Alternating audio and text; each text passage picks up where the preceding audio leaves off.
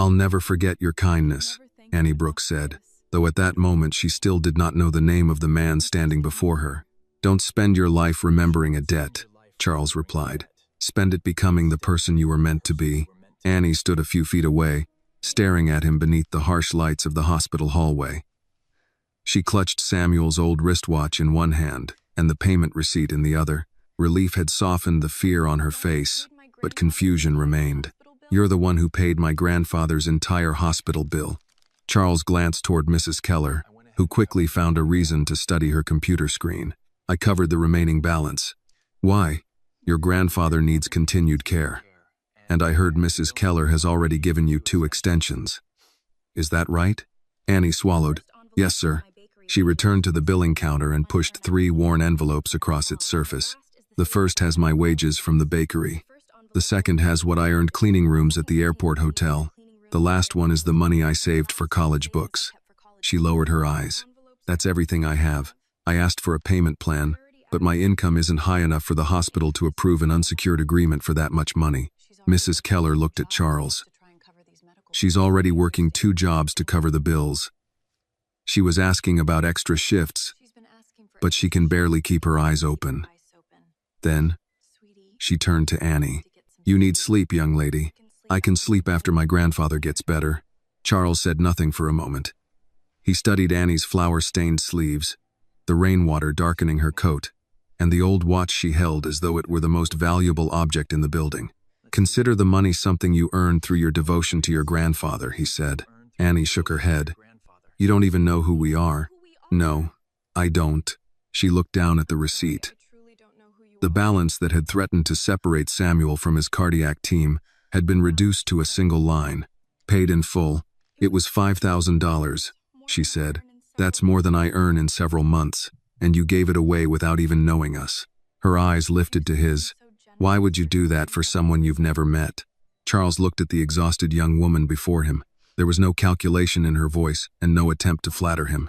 She was simply trying to understand why a stranger had stepped into a burden she had believed belonged to her alone.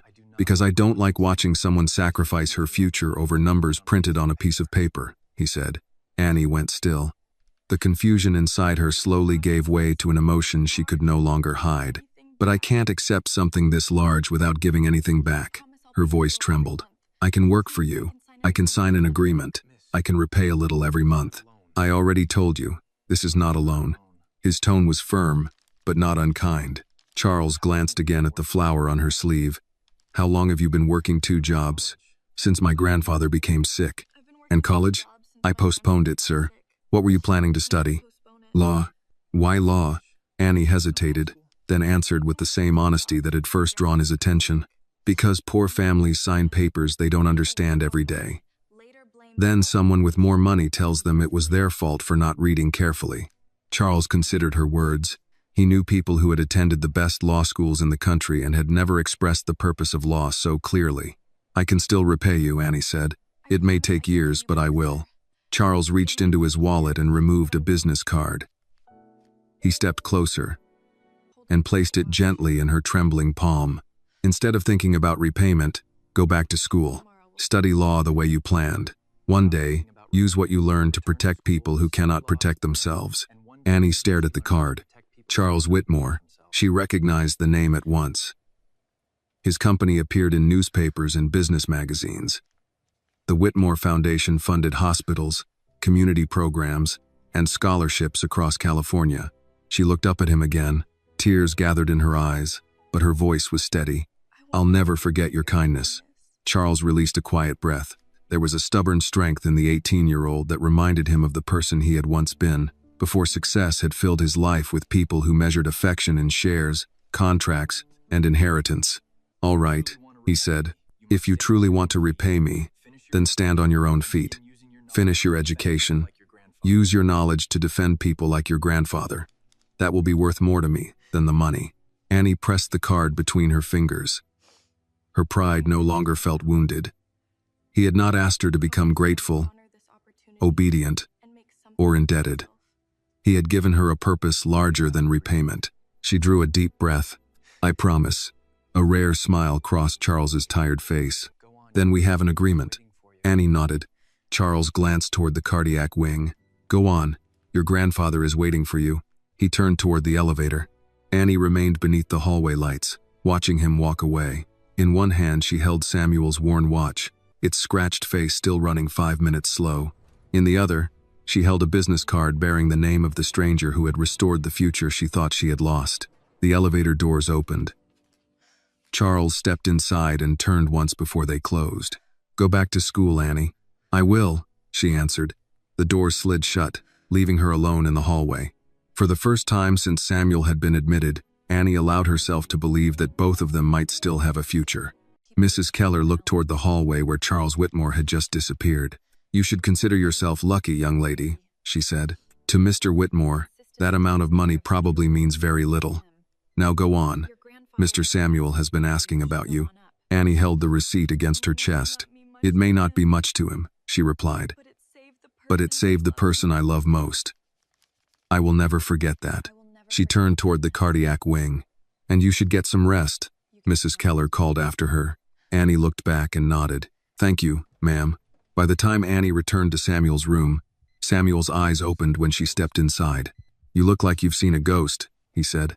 Annie pulled the chair closer to his bed. Not a ghost. Then someone worse? She tried to smile, but the effort broke halfway. A stranger paid the rest of your hospital bill. Samuel stared at her. What stranger? His name is Charles Whitmore. The name meant nothing to him at first. Then his brows lifted. The businessman? The billionaire. Samuel looked toward the door, as if Charles might still be standing outside. Why would a billionaire pay my bill? He heard me talking to Mrs. Keller. What exactly did he hear? Annie looked down at the old watch in her hand. Enough. Samuel closed his eyes for a moment. You told them about college. I had to explain why I didn't have more money. You didn't have to explain anything. They were asking about income and a cosigner, and you told them you postponed school because of me. Annie placed the watch on the table beside his bed. I postponed school because you had a heart attack. That is not the same thing. It feels the same from this bed. His voice was weak, but the guilt in it was not. Annie leaned closer. You sold your truck when Mom got sick. You worked overtime when I needed braces. You learned how to braid my hair from a woman at church because I cried when you tried the first time. Don't sit there and act like I'm sacrificing some grand life for a stranger. Samuel looked at her for several seconds. I never wanted you to pay me back. I know. Do you? Yes. Then why are you trying so hard to do it? The question landed harder than she expected. Before she could answer, Nurse Reynolds entered with a paper cup and a wrapped sandwich. I'm bringing reinforcements, she said. Turkey, no mustard, and coffee that has offended everyone on this floor. Samuel glanced at Annie. She hasn't eaten. I know, Nurse Reynolds said. She told me coffee counts as dinner.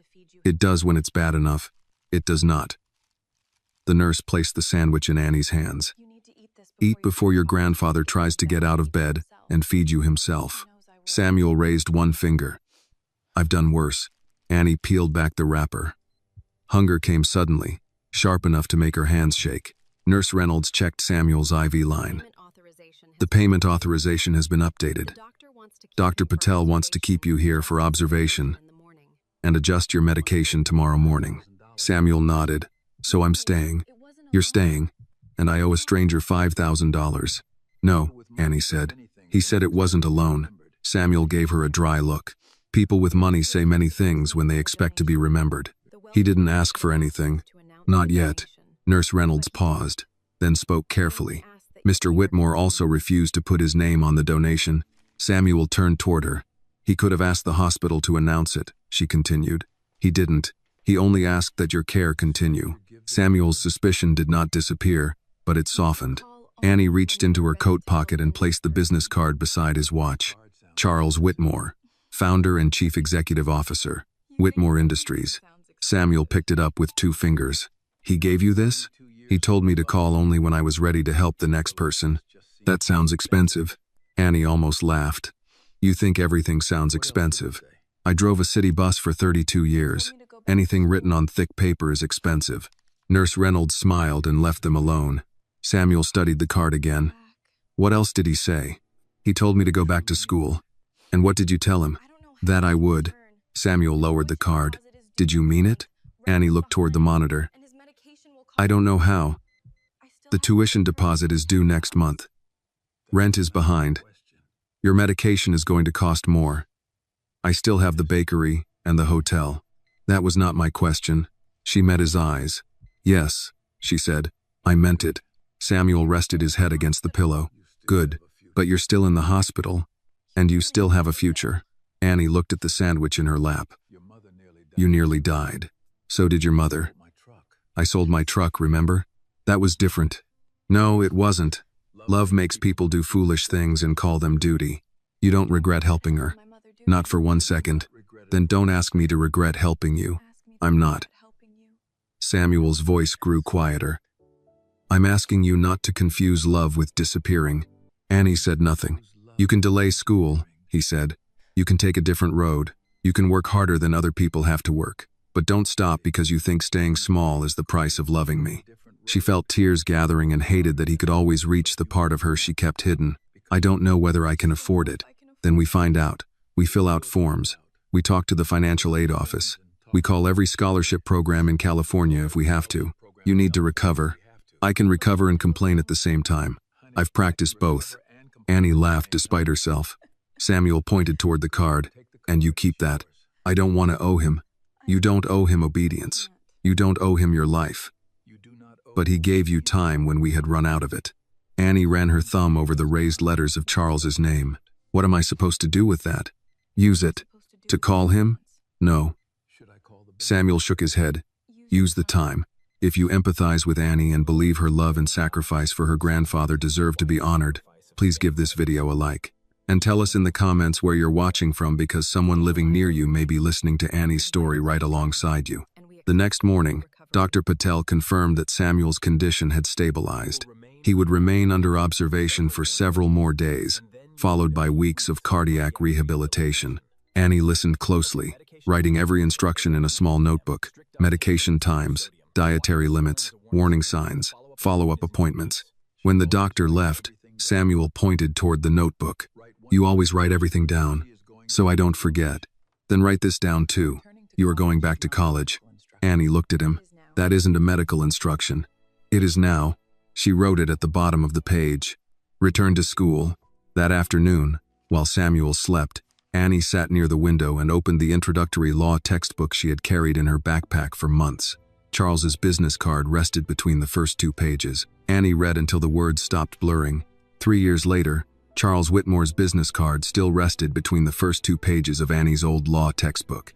The edges had softened from being handled, and one corner had bent where she had once shoved the book into an overcrowded backpack before catching the morning bus. She no longer opened the card every day. She did not need to. By then, the words Charles had spoken in the hospital had become part of the way she made decisions. Use the time. Annie had done exactly that.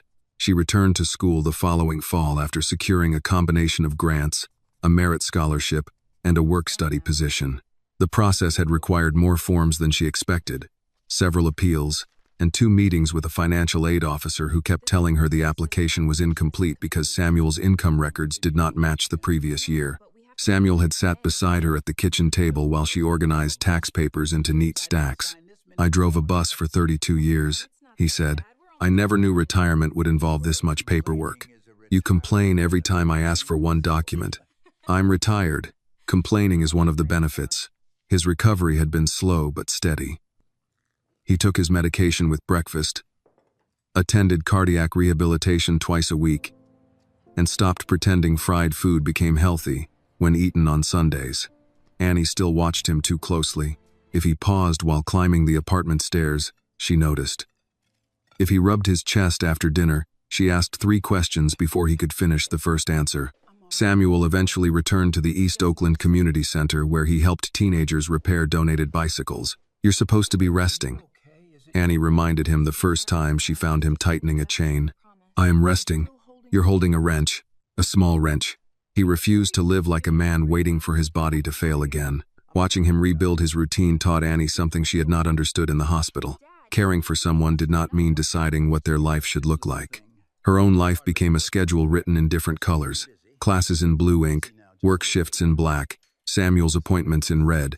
She studied political science, public policy, ethics, and accounting because a professor told her that good intentions meant little if she could not follow money through a set of records. She kept one shift a week at the bakery during her first year. The owner, Mrs. Alvarez, saved the day-old cinnamon rolls for Samuel and pretended not to notice when Annie studied behind the counter during slow hours. By her second year, Annie was volunteering at a legal aid clinic near downtown Oakland. Most of the work was ordinary: scanning documents, scheduling appointments, explaining which forms clients needed to bring. Yet those small tasks placed her beside people who had already been told no too many times. One afternoon, an elderly veteran named Mr. Lawson arrived with a letter denying part of his benefits. He had folded it into quarters and carried it in the breast pocket of his jacket for 3 weeks. "They say I missed a deadline," he told Annie. "But I mailed what they asked for." Annie read the letter twice. The deadline had not been missed. The agency had recorded the wrong date. She brought it to the supervising attorney, who filed an appeal. 2 months later, Mr. Lawson returned with a paper bag of oranges from his backyard. "For the young lady who actually read the letter," he said. Annie accepted 1 orange and left the rest for the office. That evening, she told Samuel about it over bowls of chicken soup. "You see," he said, "you're already practicing law. I scheduled an appointment and noticed a date. Most people lose because nobody notices the date." The experience stayed with her. So did the mother whose landlord had kept a security deposit without explanation, the nursing student pressured into signing a loan she did not understand, and the widower who nearly lost his home over a property tax notice he had been too embarrassed to admit he could not read. Annie began to understand that the law often appeared dramatic only after years of quiet mistakes. A missing signature. A number entered into the wrong column. A person who assumed no one would check. Near the end of her 3rd year, a professor recommended her for a competitive internship with Ellis & Cross, a San Francisco firm known for corporate compliance and nonprofit investigations.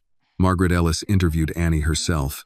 She was 55, with silver beginning to show in her close-cropped hair and reading glasses hanging from a thin chain around her neck. Her office contained no family photographs, only shelves of case files and a framed newspaper clipping about a housing discrimination lawsuit she had won 20 years earlier. "You have strong grades," Margaret said. "Thank you. You have good references." Annie waited. Margaret looked over the top of the resume. "Most applicants start talking when I pause." "I thought you were reading." "I was." Annie folded her hands in her lap. Margaret almost smiled. "Why corporate law? I'm interested in nonprofit oversight." "That is not the same thing." "No, ma'am." "So answer the question." Annie considered it. "Because large organizations can harm people without anyone inside believing they personally did anything wrong. I want to understand how that happens." Margaret set down the resume. "And you think the law prevents it?" "I think the law creates a record. Sometimes that is the first step." "That answer is less idealistic than I expected. I've met too many people harmed by paperwork to be idealistic about paperwork." Margaret hired her. The internship was less glamorous than Annie's classmates imagined. She spent long days organizing contracts, checking corporate registrations, comparing board minutes, and correcting citations. Margaret returned assignments covered in notes.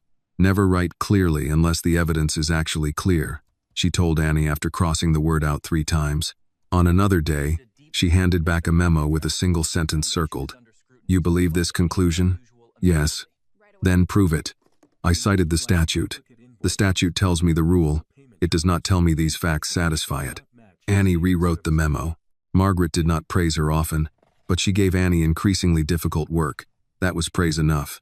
One Monday morning, a senior associate placed 2 banker's boxes beside Annie's desk.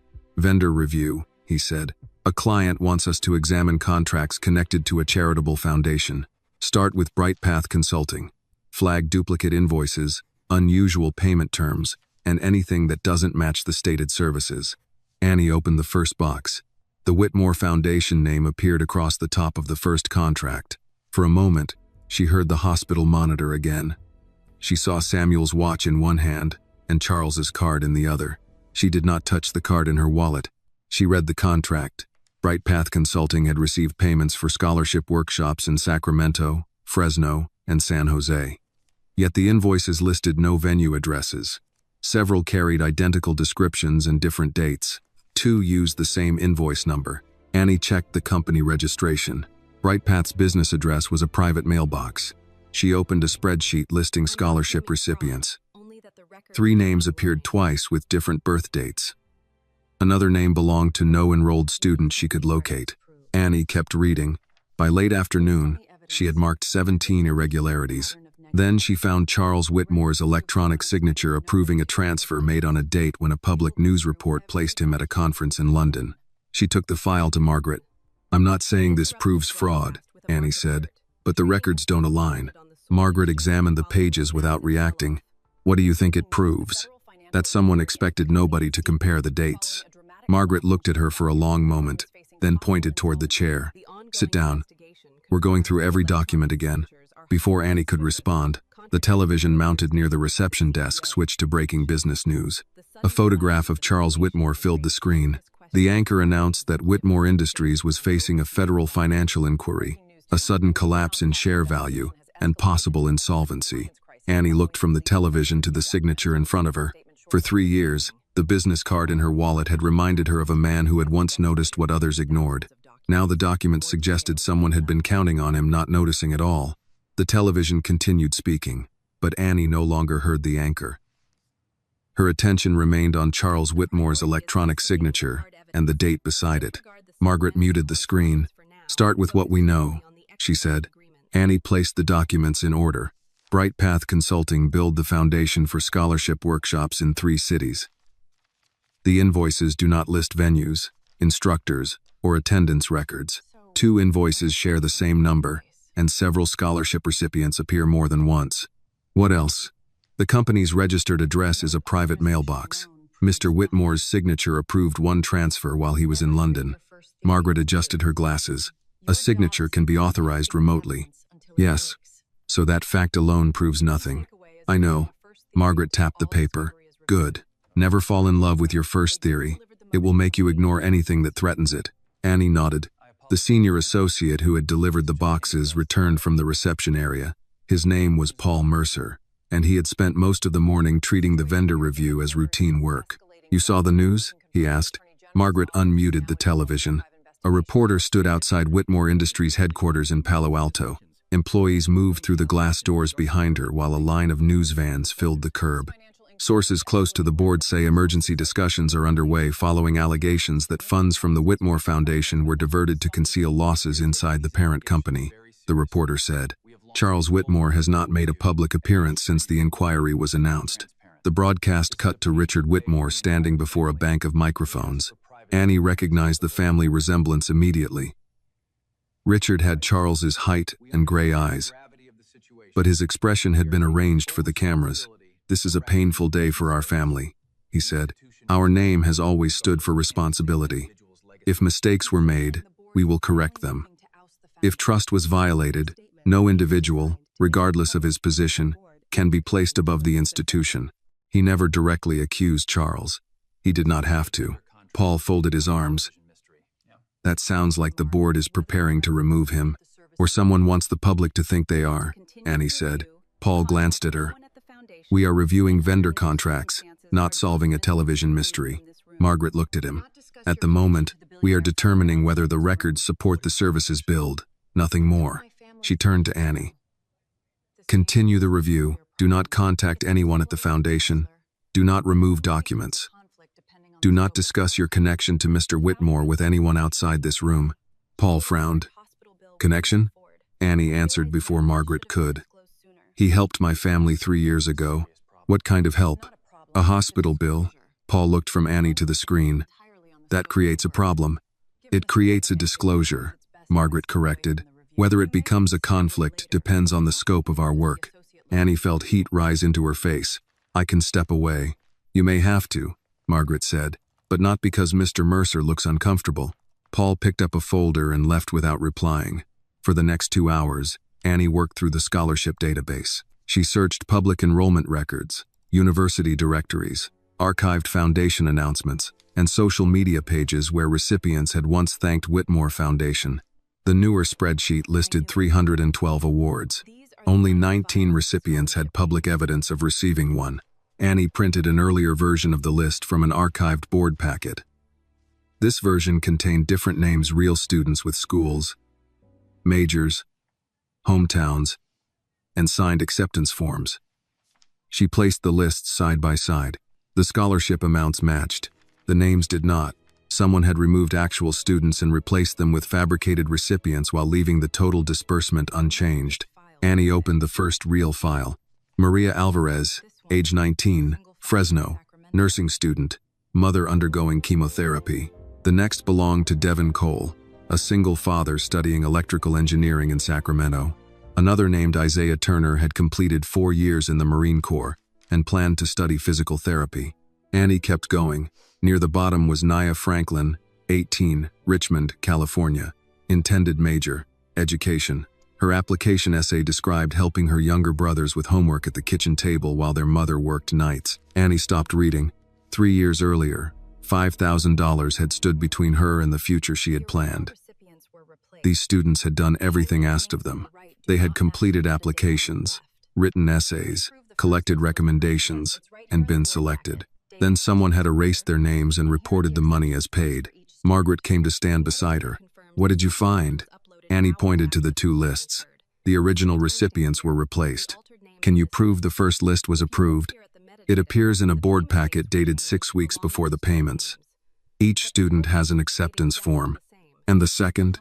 It was uploaded after the money moved." Margaret pulled over a chair. Annie showed her the metadata, payment dates, and altered names. The totals remain identical. Whoever changed the list wanted the accounting to balance. Margaret read Nia Franklin's application. How many real students disappeared? More than 300. The words settled between them. On the television, another analyst discussed the market value Whitmore Industries had lost since morning.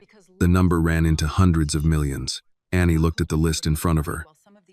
Everyone keeps talking about the stock price. That is what business reporters measure. These students lost more than stockholders did. Margaret studied her. Be careful with comparisons. Loss is not a competition. I know, but a stockholder can recover money. Some of these students may never return to school. That is why we need facts strong enough to survive people who would prefer not to hear them. Paul returned with his phone in hand. Our client has instructed us to suspend the Bright Path review. Margaret's expression changed. Who gave the instruction? The General Counsel's office at the client organization. They said the contracts are now part of an internal investigation. Did they request the documents back? Yes, a courier is coming. Annie looked at the boxes. Paul continued, "We are to preserve our work product, but stop all outside research." Margaret stood. "Then that is what we will do." Annie stared at her. "We're stopping? We are following the client's instruction, but the records show theft. They show irregularities. We have not interviewed witnesses, confirmed bank transfers, or authenticated every document. If we return these boxes, someone could destroy what remains." Margaret lowered her voice. "And if you take one page without authorization, any case built from it may collapse. Your anger does not grant you ownership of someone else's records." Annie knew she was right. That did not make obedience easier. Together, they scanned the permitted notes, logged every page, and resealed the boxes. When the courier arrived, Annie watched him wheel them toward the elevator. By evening, the office had emptied. She sat alone at her desk, reading the list of students one more time from the copy authorized for the firm's file. Her phone displayed a news alert. Whitmore board to consider emergency removal of founder. A second alert followed. Foundation scholarships frozen during financial review. Annie pictured Nia Franklin opening an email informing her that the money was gone. She pictured Samuel in a hospital bed, blaming himself because she had postponed school. She remembered how close one unpaid balance had come to changing both their lives. She took Charles's business card from her wallet. For 3 years, she had obeyed his instruction. She had not called for work, money, or influence. Margaret appeared in the doorway with her coat over one arm. "You are thinking about contacting him?" Annie did not deny it. "If I do nothing, hundreds of students lose their scholarships. If you act carelessly, they may lose the evidence as well. Then tell me what I can do." Margaret considered her for a moment. "Tomorrow morning, we disclose your prior connection in writing. Then we determine whether any part of these records can be reported under our professional obligations. And if the client refuses, We do not steal. We do not threaten. We do not hold a press conference. Margaret picked up the list. We find a lawful door and make them explain why it should remain closed. Annie returned the card to her wallet. That night, she brought a copy of the public scholarship list home. Samuel sat at the kitchen table listening to a baseball game on the radio, his old watch lying beside a cup of black coffee.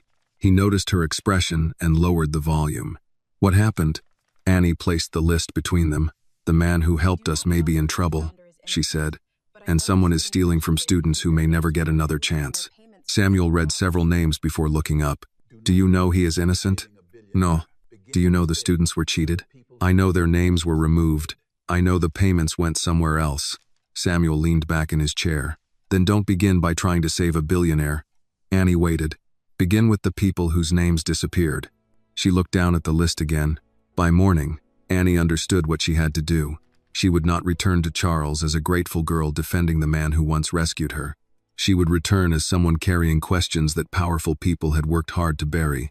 The next morning, Annie and Margaret left San Francisco before traffic thickened across the Bay Bridge. Margaret drove, one hand resting on the wheel, while Annie reviewed the disclosure letter in her lap. You understand what this does? Margaret asked. It tells Whitmore Industries that Mr. Whitmore helped my family 3 years ago, and that I may have a personal reason to care about the outcome. Margaret glanced at her. Caring is not the conflict. Hiding it would be. Annie folded the letter and placed it inside the file. Do you think they'll refuse to meet us? I think frightened organizations make unpredictable decisions. Some become honest. Others hire more lawyers. The headquarters of Whitmore Industries rose above a landscaped campus south of Palo Alto, its glass walls reflecting a pale California sky. News vans lined the entrance. Reporters stood behind temporary barriers, delivering updates while employees crossed the plaza with their heads down. A digital screen inside the lobby displayed the company's stock price. The number changed every few seconds, each drop followed by another red arrow. Annie had expected the building to feel powerful. Instead, it felt like a place holding its breath. A security officer inspected their identification before directing them to reception. The woman behind the desk wore a headset and spoke to 3 people at once. We have an appointment with Daniel Cross, Margaret said. The receptionist checked her screen. Miss Ellis is listed. I don't see anyone else. Annie Brooks is attending as part of my review team. The receptionist looked at Annie's plain navy suit and the file in her hands. Are you delivering documents? No, Annie said. I helped review them. The woman looked back at Margaret. Mr. Cross's office requested senior counsel only. Margaret did not raise her voice. Then please tell Mr. Cross that senior counsel will not be attending without the person who identified the irregularities. The receptionist hesitated. Annie reached into her wallet and removed Charles's business card. It was worn along the edges and looked out of place against the polished stone counter. I also need Mr. Whitmore to know I'm here. The receptionist picked up the card. This is an old design. It's 3 years old. Do you have a current relationship with Mr. Whitmore? No. Then I can't send you upstairs based on this. Annie held the woman's gaze. 3 years ago, Mr. Whitmore paid the hospital balance that kept my grandfather under cardiac care. He told me to contact him only when I was ready to help someone else. I have evidence that money intended for hundreds of students has disappeared. Please tell him Annie Brooks is downstairs. The receptionist's expression changed, though only slightly. She made a call and spoke too quietly for Annie to hear. While they waited, a group of employees passed through the lobby. One man said the board had canceled a scheduled product launch. Another asked whether payroll was safe. Nobody seemed to know. 5 minutes later, the elevator doors opened. A tall man with gray hair and a legal pad under one arm stepped out. Annie recognized Daniel Cross from the firm's background research. Margaret, he said, shaking her hand. I was told you brought a junior member of your staff. I brought the person who found the problem. Daniel looked at Annie. Miss Brooks? Yes, sir. The disclosure letter mentioned a prior financial benefit from Mr. Whitmore. It was not a benefit connected to my work. That will be for us to assess. Margaret stepped between them without moving. You may assess it after you hear what she found. Daniel's jaw tightened, but he gestured toward the elevators. Come upstairs. As the elevator rose, Annie watched the floors pass on the display. 3 years earlier, She had stood in a hospital hallway with flour on her sleeves. Now she carried documents that might determine whether the man who had helped her kept control of his company. The doors opened onto an executive floor, crowded with assistants and attorneys. Phones rang behind glass walls. Boxes of records sat outside conference rooms. Daniel led them into a smaller meeting room. Charles Whitmore stood near the window with his back to the door. He appeared older than Annie remembered.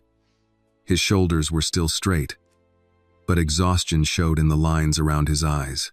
A television behind him displayed silent footage of Richard speaking to reporters. Charles turned. His eyes moved from Margaret to Annie without recognition. Daniel said there may be evidence involving the foundation. There is, Margaret replied. But Miss Brooks should explain how we found it. Annie placed the old business card on the table. Charles looked down at it. Street Matthew Medical Center, she said. My grandfather, Samuel Brooks. Recognition came slowly, then all at once. The young woman working 2 jobs. Yes, sir. How is your grandfather? He still drinks coffee his cardiologist would object to, but he's alive. For the first time, Charles's expression softened. And school? I went back. You studied law? I'm completing my undergraduate program and working as a legal intern. Charles looked at the files in her hands. Then you kept your promise. I'm still working on it. Daniel pulled out a chair. We should focus on the documents. They sat. Annie explained Bright Path Consulting, the duplicate invoices, the private mailbox, and the conflicting scholarship lists. She placed the original recipients beside the altered records. These students were approved, she said. Their acceptance forms are in the earlier board packet. 6 weeks later, their names disappeared, but the payment totals stayed the same. Charles turned the pages. Who authorized the changes? We don't know yet, Annie replied, but someone used your electronic signature while you were attending a conference in London. I authorized transactions remotely. Then we need the access records, the device history, and the delegation file. Daniel studied the signature. Those records are held by Foundation Administration. Vivian's office, Charles said. The conference room door opened before anyone could respond. Richard Whitmore entered without knocking. He wore a dark suit and the calm expression of a man arriving at a meeting he believed he controlled. Charles, the board is waiting for. He stopped when he saw Annie. Who is this? Annie Brooks, Charles said. She identified irregularities in the scholarship accounts. Richard smiled at her. The girl from the hospital. Annie's back stiffened. I'm part of the legal review team. Of course.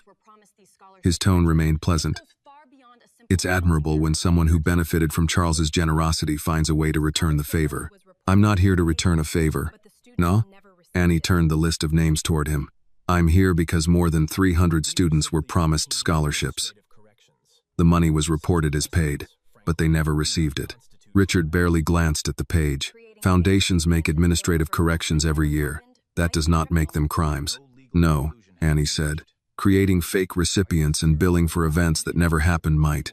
Daniel interrupted. We have not reached a legal conclusion. Richard looked at Charles.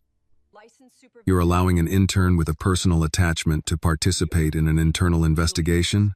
Margaret answered. Under license supervision and with full disclosure. This company is losing millions by the hour. We do not have time for sentimental investigations based on clerical errors. Annie saw Charles hesitate. Richard noticed it too. She leaned forward. Mr. Whitmore, I didn't come here because I think one good act makes you incapable of wrongdoing. If these records lead to you, I will follow them there. Charles met her eyes. Then why come at all? He asked. Because the public has already decided this is about whether a billionaire keeps his company. Annie touched the list. It isn't. It's about whether these students keep their future. Silence settled over the room. Charles pulled the remaining files toward him, then looked at Daniel.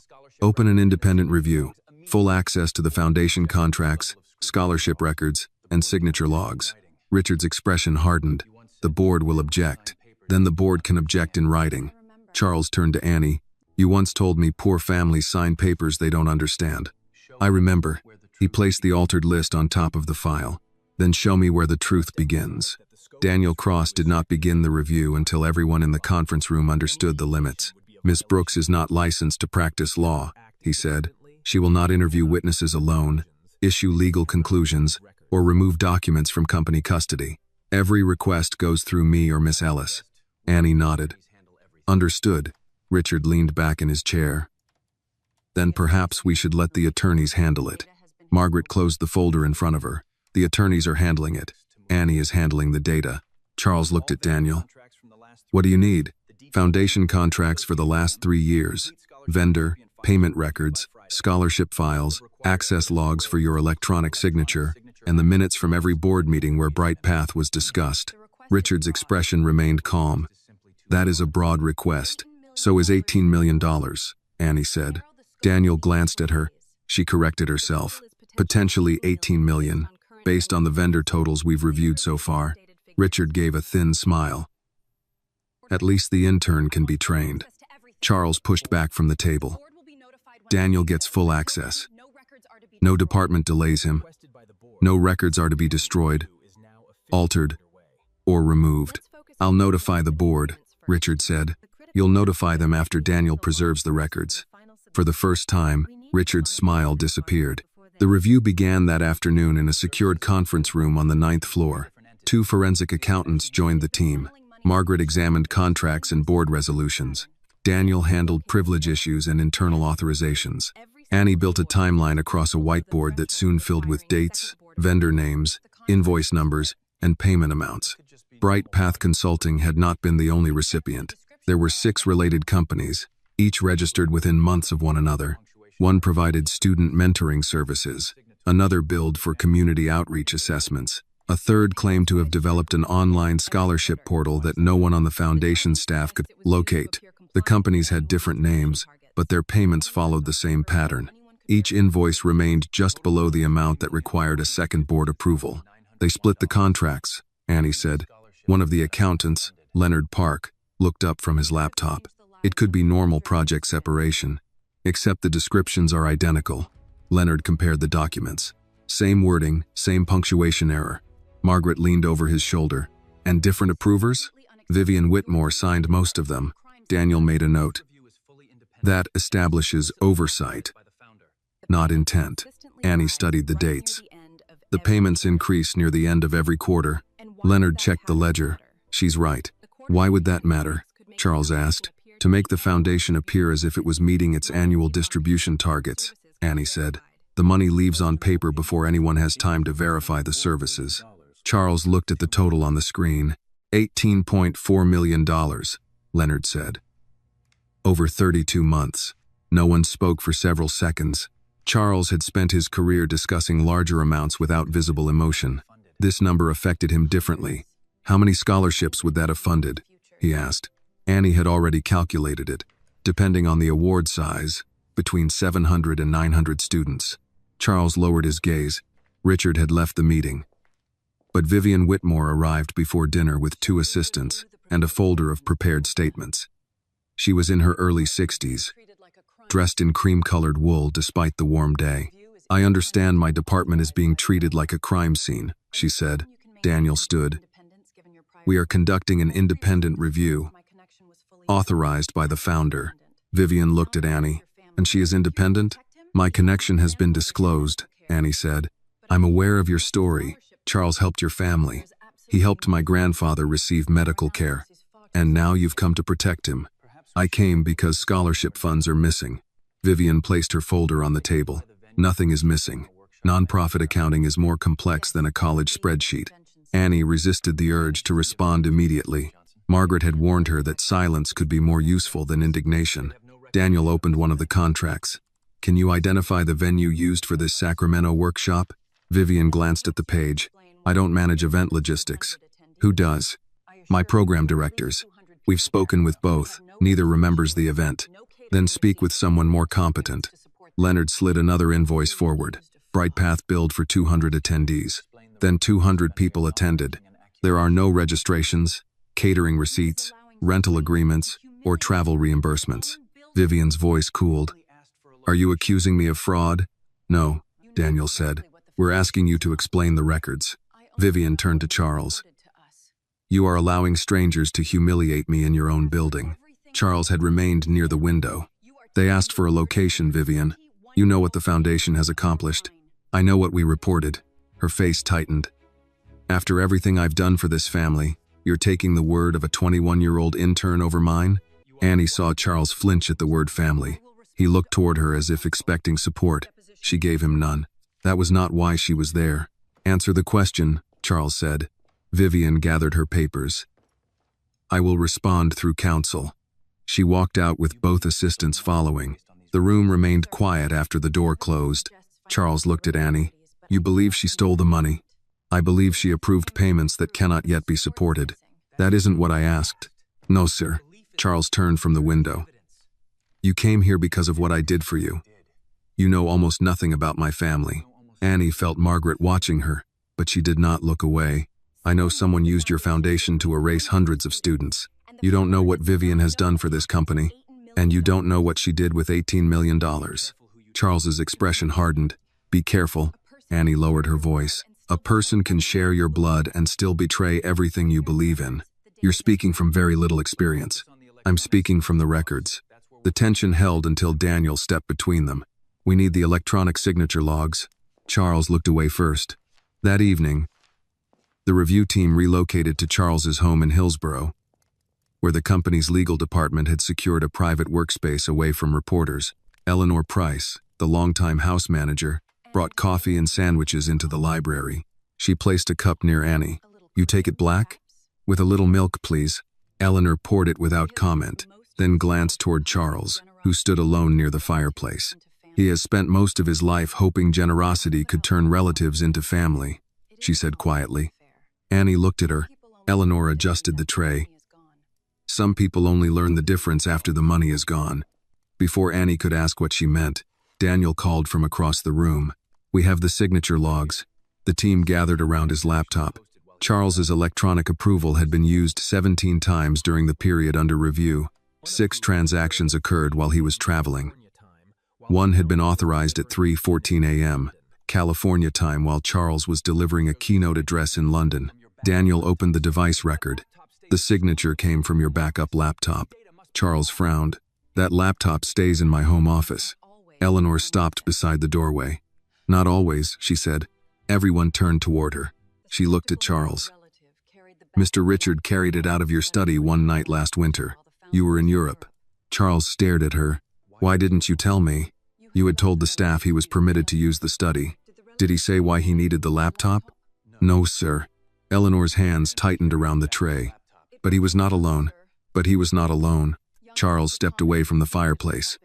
Who was with him? Eleanor set the tray down before answering. A woman from the foundation and a man I didn't recognize. I saw them from the upstairs landing. Mr. Richard told me they were reviewing donor records. Was the woman Vivian? No, sir. She was younger. Daniel opened a blank page on his legal pad. Can you describe either of them? The man was in his 40s, perhaps. Dark hair, blue tie, silver briefcase. The woman wore a foundation badge, but I couldn't read her name. When did this happen? Margaret asked. Last December, the Tuesday before Mr. Whitmore returned from London. Annie looked toward the electronic signature log. The largest transfer to Bright Path had been authorized that same week. Do you keep a record of visitors? She asked. Eleanor's eyes moved to Charles before returning to Annie. The security system does. Daniel shook his head. The digital visitor records for that period are missing. I keep my own book. Charles frowned. Since when? Since your father was alive. She spoke without apology. Computers fail. People change passwords. Paper remains where you leave it. Where is it? Daniel asked. In the service office. Charles looked at the clock. It was nearly 9. Bring it in the morning. Eleanor studied him. Yes, sir. Annie noticed the disappointment in her face. She had offered something important, and Charles had postponed it as though they were discussing another report. Margaret noticed too. We should stop for the evening, she said. Everyone is tired, and tired people make careless conclusions. Charles looked at the files covering his library table. We don't have the luxury of rest. No, Margaret replied. We have the necessity of accuracy. Before Charles could argue, Eleanor said, Mr. Brooks and Miss Annie have not eaten. Annie glanced toward the sandwiches. I'm fine. Eleanor gave her the same look Nurse Reynolds had used 3 years earlier. That answer is not improved by repetition. Samuel had been waiting in the small sitting room near the kitchen. Annie had asked him to stay with her while the review continued because she did not want him alone in Oakland after the first reports appeared. He had objected until Margaret reminded him that temporary caution was not surrender. When Annie entered, he was examining a framed photograph of Charles beside a much younger Richard. "That your billionaire?" Samuel asked. "He has a name. So do hurricanes." "Grandpa." Samuel put the photograph down. "I'm reserving judgment." Eleanor appeared in the doorway. "Dinner is ready." "I already ate," Samuel said. "You had crackers at 6. That counts at my age. It does not count at any age." The dining room table could seat 14 people, yet only 5 places had been set. Charles entered last, still reading a message on his phone. Eleanor removed the phone from his place setting and put it on a side table. Charles stared at her. "You invited guests," she said. "They should not have to compete with your board of directors." Samuel hid a smile. Dinner was simple by Charles's standards. Roast chicken, mashed potatoes, green beans, and cornbread. Annie recognized the menu and looked toward Eleanor. "Mr. Brooks mentioned what he likes," Eleanor said. Samuel settled into the chair beside Charles, instead of taking the seat at the far end. Charles noticed, most people choose the head of the table. Most people like shouting across furniture. For the first few minutes, they ate in silence. Charles seemed uncertain how to speak without a meeting agenda between them. Samuel solved the problem. "My granddaughter says you saved my life." Charles set down his fork. "The doctors did that. You paid the bill that kept me with those doctors. I covered a balance. $5,000 is more than a balance to people who don't have it." Charles glanced at Annie. She said something similar. Samuel nodded. "Then she was raised properly." Annie gave him a warning look. "What?" he asked. "I'm allowed 1 compliment a month." Charles almost smiled. Samuel leaned back carefully. "I owe you thanks, Mr. Whitmore.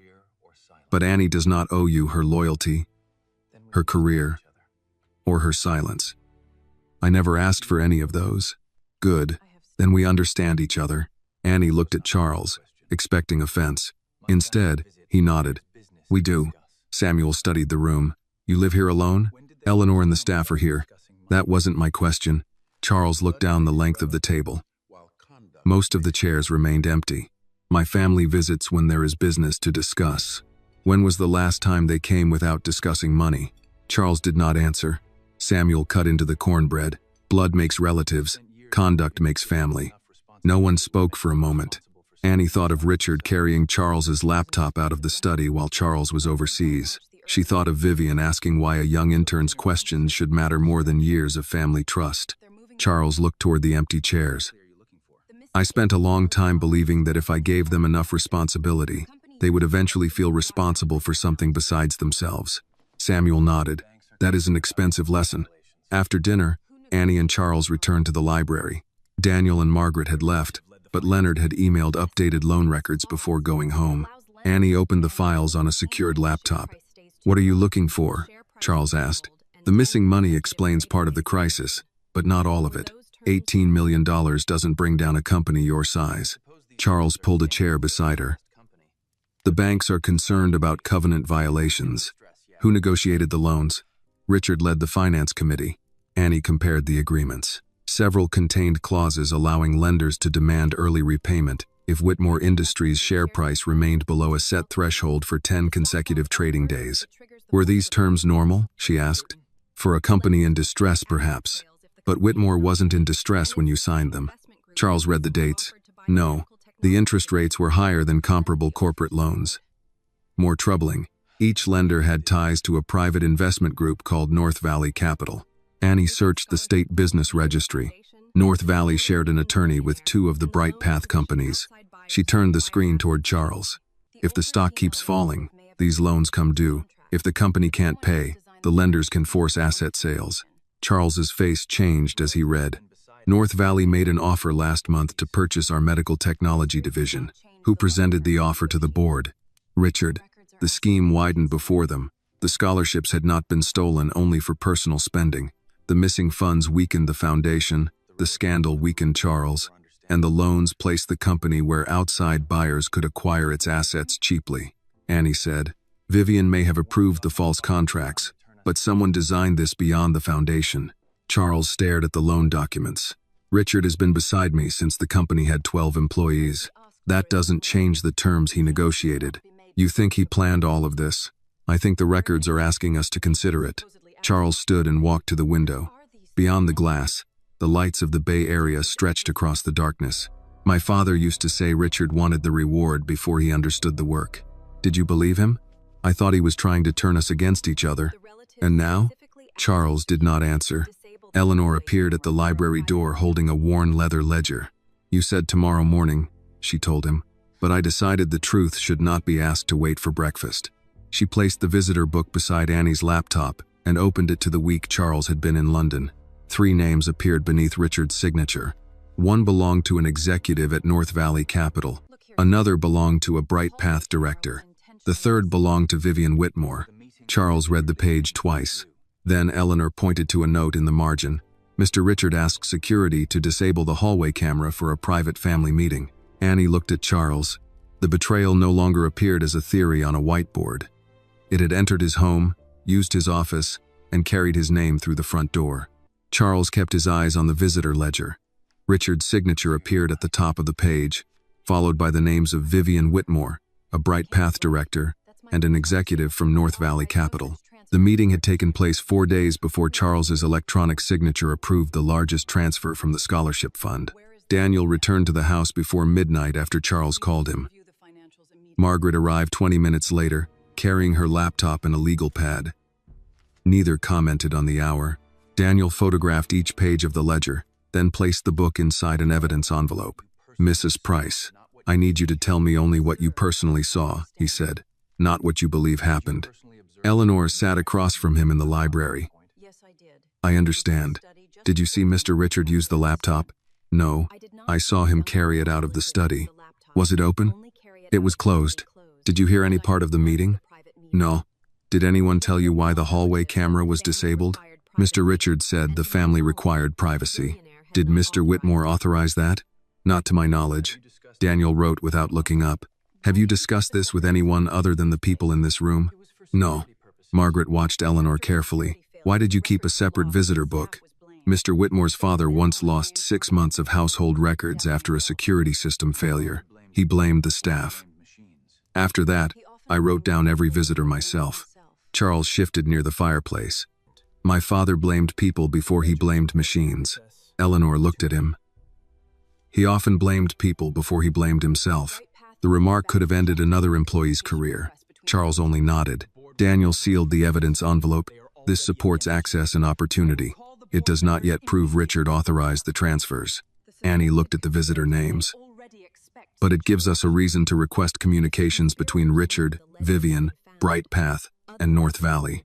If the board approves it, Daniel said, Richard controls the board agenda now. Then we seek preservation through outside counsel and, if necessary, the court. Charles picked up his phone. I'll call the board members tonight. Margaret stopped him. No, this is my company, and Richard may already expect you to react. If he knows we have the ledger, other records could disappear. Charles lowered the phone. Margaret continued. We preserve quietly. We identify where the data is stored. Then we act before anyone knows which evidence we have. Annie noticed how difficult silence was for Charles. He had built his life by making decisions quickly.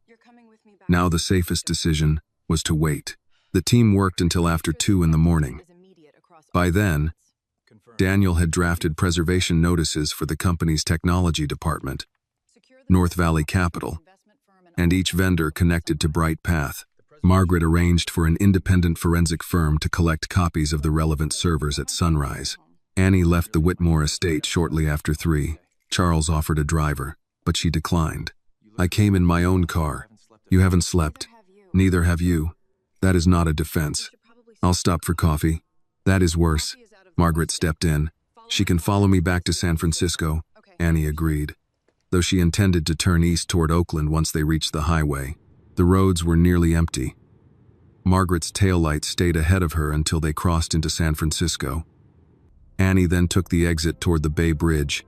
A black SUV followed her through the toll plaza. At first, she thought little of it. Several cars were heading east. When she changed lanes, the SUV changed lanes. When she slowed, it remained behind her. Annie checked the rearview mirror again. She could not see the driver's face. She left the freeway 2 exits before her usual one. The SUV followed. Her hands tightened around the steering wheel. She remembered something Samuel had taught her when she began driving. If you think someone is following you, never lead them home. Annie turned toward an Oakland police station and pulled into the well-lit parking lot. The SUV continued past without slowing. She remained in the car for several minutes before calling Margaret. Someone followed me from the bridge. Are you safe? I'm outside a police station. Stay there, I'm coming back. You're already in San Francisco. I did not ask where I am. I asked you to stay there. Annie reported the vehicle, though she had only a partial license plate. An officer took her statement and advised her to vary her route. Margaret arrived 40 minutes later. You should have accepted the driver, she said. I know. Say it again so I can enjoy it. I should have accepted the driver. Margaret nodded. Better. By the time Annie reached her apartment, dawn had begun to lighten the sky. Samuel was still staying with an old friend, so the rooms should have been empty. The front door was unlocked. Annie stopped before touching it. Margaret pulled her back and called the police. 2 officers entered first. The apartment had been searched with purpose. Drawers were open, books had been removed from shelves, and the mattress had been lifted. A jar containing emergency cash remained untouched. So did the television and Samuel's old radio. Annie's laptop was gone. The notebook she used for the investigation had also disappeared. Did you keep confidential client information here? Margaret asked. No. Only my own notes and public records. Passwords? The laptop is encrypted. Good. An officer asked whether anything else was missing. Annie checked the desk. Her college files remained. Charles's business card was still inside her wallet. They wanted the investigation, she said. Not my property. Margaret's face tightened.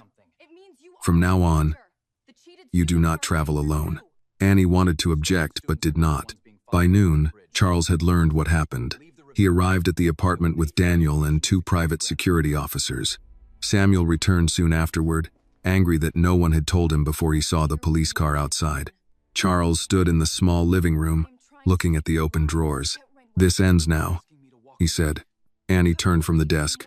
What ends? Your involvement. No. Someone followed you and entered your home. That means we're close to something. It means you are in danger. So are the students whose money was stolen. They are not being followed across the Bay Bridge. Annie folded her arms. What are you proposing? You leave the review. I'll cover the rest of your education and arrange security for your grandfather. The room went still. Samuel looked toward Annie but did not interrupt. She stared at Charles. You're trying to solve fear with money again. I'm trying to keep you alive. By asking me to walk away, you Larry done more than anyone could expect. That is not the point. It is exactly the point. You owe me nothing. Annie stepped closer. Kindness should never purchase silence. Charles's expression hardened. Do not turn this into something it is not. Then stop treating me like the frightened girl you met in a hospital. I'm treating you like a 21-year-old whose apartment was just broken into. And I'm telling you that the people who did this want me to quit. That does not mean you have to prove them wrong with your life. No. It means I have to decide whether fear gets to make the decision for me. Charles looked toward Samuel, perhaps expecting support. Samuel spoke quietly. She is old enough to choose. Your job is not to choose for her. My job is to protect the people I brought into this. Annie shook her head. You didn't bring me into it. The missing names did. Daniel's phone rang before Charles could answer. He stepped into the hallway, then returned with his face drawn. What happened? Margaret asked. Daniel turned the screen toward them. An online article had been published minutes earlier. The headline identified Annie as a former recipient of Charles Whitmore's personal financial assistance and suggested she had used the connection to gain access to the company's internal investigation. The article included the name of Street Matthew Medical Center, the amount Charles had paid, and a photograph of Annie entering the Whitmore estate. Samuel read the headline twice. They turned the hospital into evidence against her, he said. Margaret took the phone. Only a small number of people knew the amount. Mrs. Keller, Annie said. Nurse Reynolds, Charles, me, and anyone with access to the foundation's private background files, Daniel added. Charles looked at the photograph of Annie on the screen. The attack was no longer hidden inside contracts and false invoices. Someone had decided that destroying her credibility would be easier than disproving what she had found. Annie closed the article and handed the phone back. They want the public to believe I came for money. Charles looked at her. Then we keep you out of public view until we can respond. No, Annie said. We find out who gave them the story. She looked around the apartment at the open drawers and scattered papers. And then we find out what they were afraid I had already found. By late afternoon, the article had spread beyond business news. Cable hosts repeated the same photograph of Annie entering Charles's estate, while online commentators treated speculation as fact. One headline called her a grateful student who had become too close to her benefactor. Another described her as an inexperienced intern with unusual access to a billionaire under investigation. A television panel debated whether Charles's generosity had compromised his judgment. No one mentioned the missing scholarship recipients. Margaret closed the laptop. Stop reading. They're using the same sentences, Annie said. Different websites, same language. Daniel looked up from his phone. That usually means someone distributed talking points. Charles stood near the apartment window, watching the street below. 2 reporters had already arrived outside the building. Security will move you and Samuel somewhere else tonight, he said. Samuel shook his head. I'm not leaving my home because strangers have poor manners. This is more than poor manners, Charles replied. Someone entered Annie's apartment, and the police are handling it. The police cannot stand beside you every hour. Samuel looked at him. Neither can your money. Annie heard the tension rising and stepped between them. Grandpa, this isn't the time to prove a point. I'm not proving anything. You're refusing help because you don't like being told what to do. Samuel folded his arms. That sounds familiar. Before Annie could answer, the phone on the kitchen wall rang. Samuel reached it first. Brooks' residence. His expression changed. Annie moved closer. Who is it? Samuel said nothing. He listened for several seconds, then hung up. What did they say? Margaret asked. Samuel looked toward Annie. Wrong number. The phone rang again. This time Annie answered.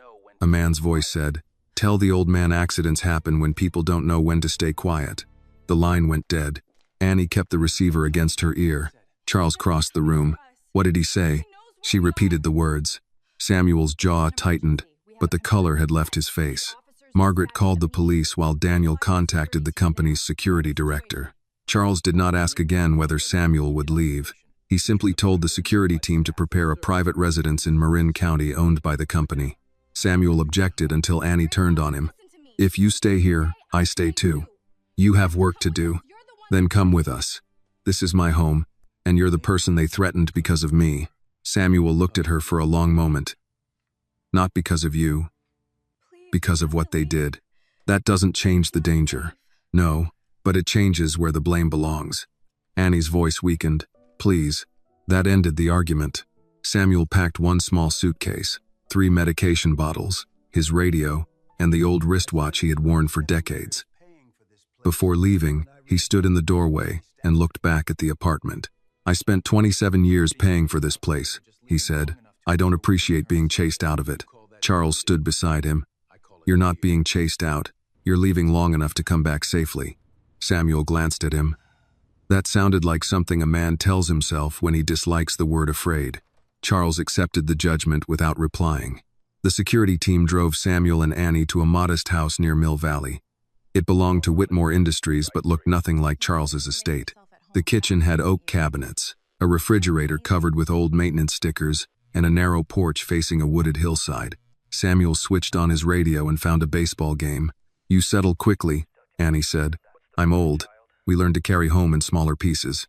She sat across from him at the kitchen table. Her phone continued vibrating with messages from reporters, classmates, and numbers she did not recognize. One message contained a photograph of Samuel leaving the apartment. Another said Annie had manipulated Charles from the beginning. She turned the phone face down. I should stop, she said. Samuel lowered the radio. If I step away, maybe they leave you alone, and maybe they steal the rest of the money. The lawyers can continue without me. They can. Annie waited for him to tell her she was necessary. He did not. That's all you're going to say? Samuel took off his watch and placed it on the table between them. You want me to tell you nobody else can do this? That would make the decision easier. She looked down. But Margaret is a better lawyer than you, he continued. Daniel knows the company. Charles has power you don't have. They can continue. Then I should leave. Maybe. Annie looked at him, frustrated. You told me not to let fear decide. I told you not to confuse love with disappearing. Staying in a fight for the wrong reason is another way to disappear. She touched the watch. What is the right reason? You tell me. Annie thought about Charles in the hospital hallway. She thought about Nia Franklin, Isaiah Turner, and the hundreds of names removed from the scholarship list. At first, I wanted to help him because he helped us. Samuel nodded. Now I want to know where the money went. Why? Because those students earned those scholarships. Someone decided they would be easier to erase than wealthy people. Samuel pushed the watch toward her. Then don't stay for Charles. Stay for the names. She picked it up. The second hand moved across the scratched face, still 5 minutes behind the clock on the wall. Truth may arrive late, Samuel said, but don't let it stop. The following morning, Annie returned to the secured review room with 2 guards stationed outside. Margaret had already prepared a list of media claims and compared them with information known only to the Foundation.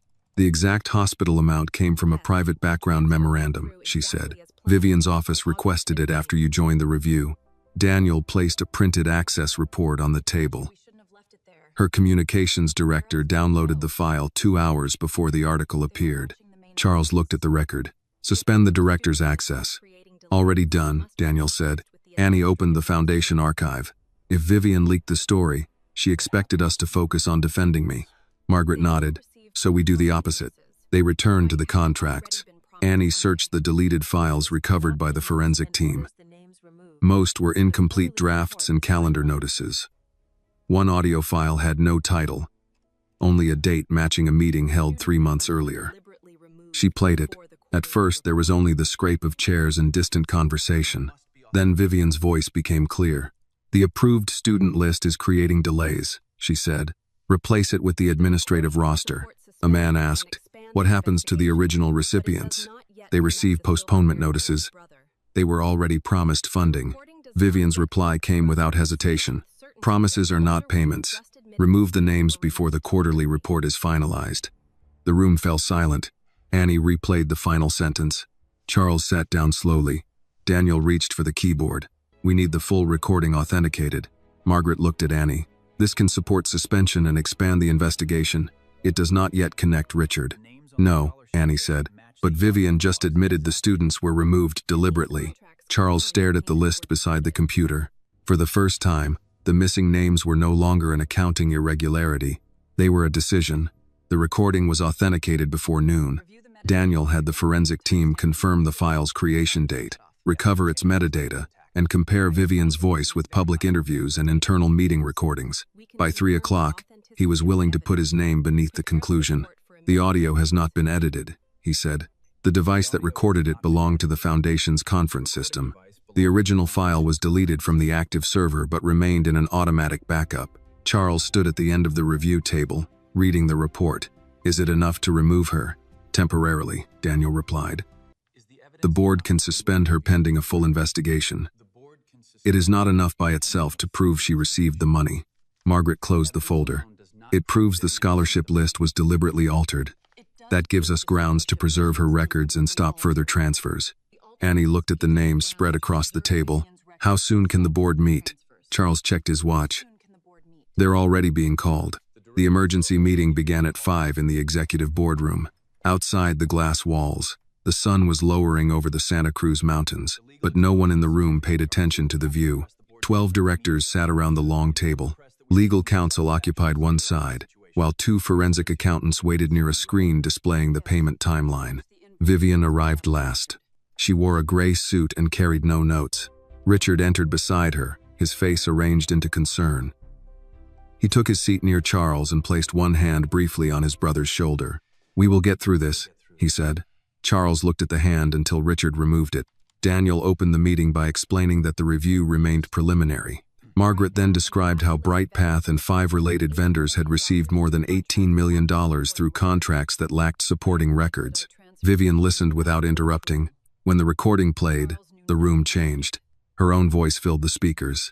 The approved student list is creating delays. Replace it with the administrative roster. Then came the question about the original recipients. Vivian's answer followed. Promises are not payments. Remove the names before the quarterly report is finalized. When the audio ended, no one spoke. Charles looked directly at her. Did you say those words? Vivian folded her hands. The recording lacks context. What context makes removing 300 approved students acceptable? There were compliance concerns. Which concerns? Some files were incomplete. Annie glanced at Margaret, who gave a small nod. Under supervision, Annie placed the original scholarship list on the screen. Every student shown here had a completed application, an acceptance form, proof of enrollment, and a signed award notice, she said. The replacement list was uploaded after the funds were transferred. Most of the substitute recipients have no enrollment records. One board member leaned forward. Who created the replacement list? The file was uploaded through the executive office of the foundation, Annie said. Vivian's eyes narrowed. A department with more than 40 employees. The access credentials belong to your administrative account, which several people used. Daniel intervened. That will be examined separately. Richard turned toward Vivian with an expression of practiced disappointment. Why didn't you bring these compliance concerns to the board? I did. When? In program reviews. I attended those reviews, Richard said. You never disclosed that approved recipients had been removed. Vivian stared at him. Annie saw the moment she understood what he was doing. Richard was not defending her. He was separating himself from her before the board could connect them.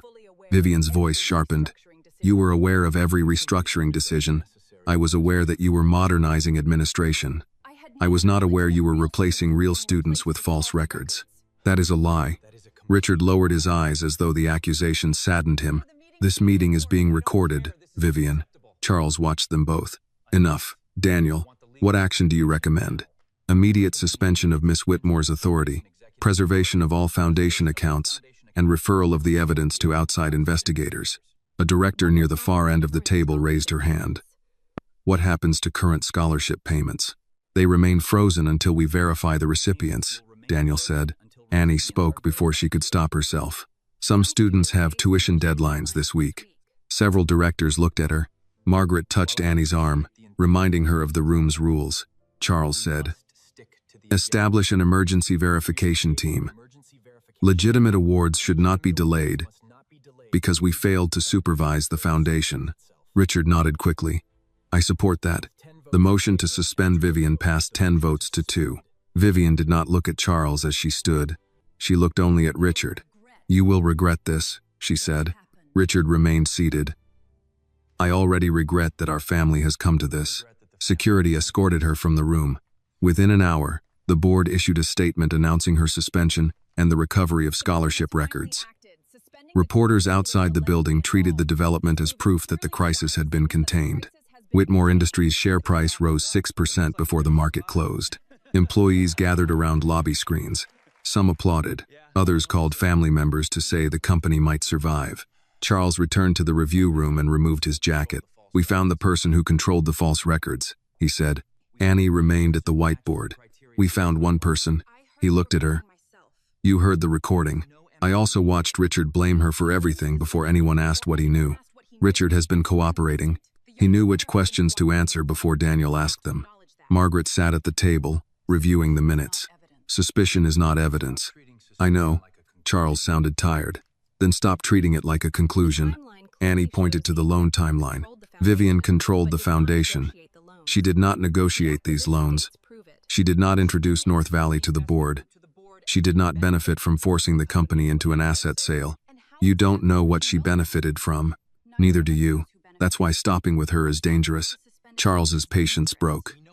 For 3 days, you have questioned my judgment, my family, and every decision I made regarding this foundation. Vivian has now been removed. The student records are being restored. Allow us one evening to recognize progress. Annie held his gaze. Progress is not the same as the truth. Charles turned away. Richard entered carrying 2 glasses and a bottle of sparkling water. I thought we could use something stronger, he said. But Daniel would probably object. No one laughed. Richard poured a glass for Charles. The board is relieved. You may have saved the company today. Charles accepted the water but did not drink. Richard looked at Annie.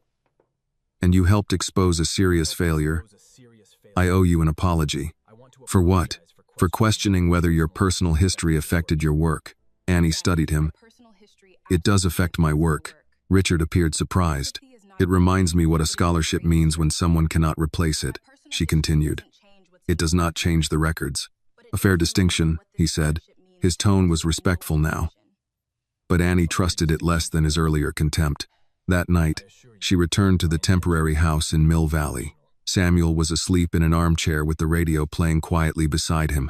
Annie covered him with a blanket, then opened her laptop at the kitchen table. She compared Richard's public schedule with the dates of the North Valley meetings.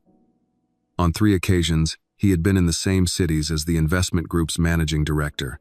It still proved nothing. At 12:17 a.m., an email appeared in Annie's personal inbox. The sender was Vivian Whitmore. The message contained one sentence. "You have no idea who you just helped." There was no attachment. Annie forwarded it to Margaret and Daniel, then shut down the computer. The next morning, 2 federal investigators were waiting inside Ellis and Cross.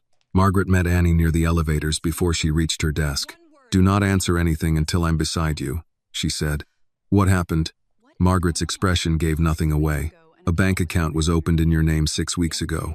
Yesterday, $100,000 was transferred into it from a Bright Path affiliate." Annie stared at her. "That's impossible." "There is also an email," Margaret continued, "in which you appear to demand payment from Vivian in exchange for keeping quiet." "I never sent anything like that." "I believe you." Across the office, one of the investigators closed a file and stood. Margaret lowered her voice. "Now we have to prove it." The investigators introduced themselves as Special Agent Laura Bennett from the FBI's Financial Crimes Unit and Investigator Mark Ruiz from the California Department of Justice. Margaret sat beside Annie in the conference room and placed a legal pad between them. Agent Bennett opened a folder. "Miss Brooks, we're not placing you under arrest. We're asking for your cooperation." Annie kept both hands on the table. "I didn't open that account. We'll get to that. First, do you recognize this email address?" Bennett turned a printed page toward her. The address looked almost identical to Annie's personal account, except one letter had been replaced with a number. "No." The message was sent to Vivian Whitmore's private address 2 weeks ago. It demanded $100,000 in exchange for withholding documents. "I never contacted Vivian outside the review." Ruiz slid another page across the table. "The account was opened online using your social security number, date of birth, driver's license information, and home address. My apartment was broken into. We're aware. My laptop was stolen. We're aware of that too." Annie looked at Margaret. "Then they know someone had access to my information." Margaret answered before the investigators could. "They know it is one possibility." Bennett nodded. "The problem is timing. The account was opened before the break-in." Annie felt the room tighten around her. "Then someone had my information earlier. Who had access to your employment and background records?" "The law firm, my university, the foundation after I joined the review." "Anyone else?" "Probably payroll vendors, insurance companies, financial aid." Ruiz asked, "Did you tell anyone outside the legal team what you found?" "My grandfather knew the scholarship names were missing. He didn't see confidential documents." "Did Mr. Whitmore ever offer you money after you joined the investigation?" "He offered to pay for school when someone followed me." "Did you accept?" "No." "Did you ask for a position in his company?" "No." Bennett studied her. "You understand how this looks?" Annie's jaw tightened. "I understand how someone wanted it to look." Margaret placed one hand on the table. "My client has answered the question." Ruiz closed the folder. "We'll need access to her devices, bank records, email accounts, and employment files. You can submit the requests through me," Margaret said. The interview lasted 2 hours. Annie answered every question, but each answer seemed to produce another doubt. When it ended, Bennett handed Margaret a receipt for Annie's phone and work laptop. "We'll return them after imaging," she said. Annie stood. "Am I allowed to continue working?" That decision. Paul Mercer was waiting outside the conference room. He did not invite Annie into his office. "The firm is placing you on administrative leave," he said. "Effective immediately." "For how long?" "Until the investigation clarifies your role." Margaret stepped beside Annie. "Her role is the person who found the fraud." Paul lowered his voice. "Her role now includes a 6-figure payment and an extortion email. Both fabricated. You cannot establish that yet." Annie looked through the glass wall at the desk where she had worked for the past year. Her notebook, coffee mug, and stack of casebooks remained exactly where she had left them. "Can I collect my things? Human Resources will send them." The elevator ride down was silent. Outside, reporters had gathered near the entrance. Someone must have tipped them off before the interview ended. "Annie?" a woman shouted. "Did Charles Whitmore pay you to blame his family? Were you working with Vivian? Did you use confidential scholarship records to demand money?" Margaret guided Annie toward a waiting car. Microphones pressed closer. One reporter called, "Is this how you repaid the man who helped your grandfather?" Annie stopped. Margaret caught her arm. "Do not answer." For 1 second, Annie wanted to turn around and tell them everything. The hospital, the $5,000, the missing students, the altered records. But anything she said now would be cut into pieces and rearranged. She entered the car without speaking. By the time they reached Mill Valley, the story was already on television. The headline read, "Legal Intern at Center of Whitmore Extortion Probe." Samuel stood in front of the screen with the remote in his hand. "They're calling you a thief," he said. "I know." Charles and Daniel arrived 20 minutes later. Charles walked into the kitchen without removing his coat. "We'll issue a statement," he said. "We'll explain that the account may have been opened with stolen information." Daniel shook his head. "Not until the investigators confirm that possibility. A premature statement could look like interference."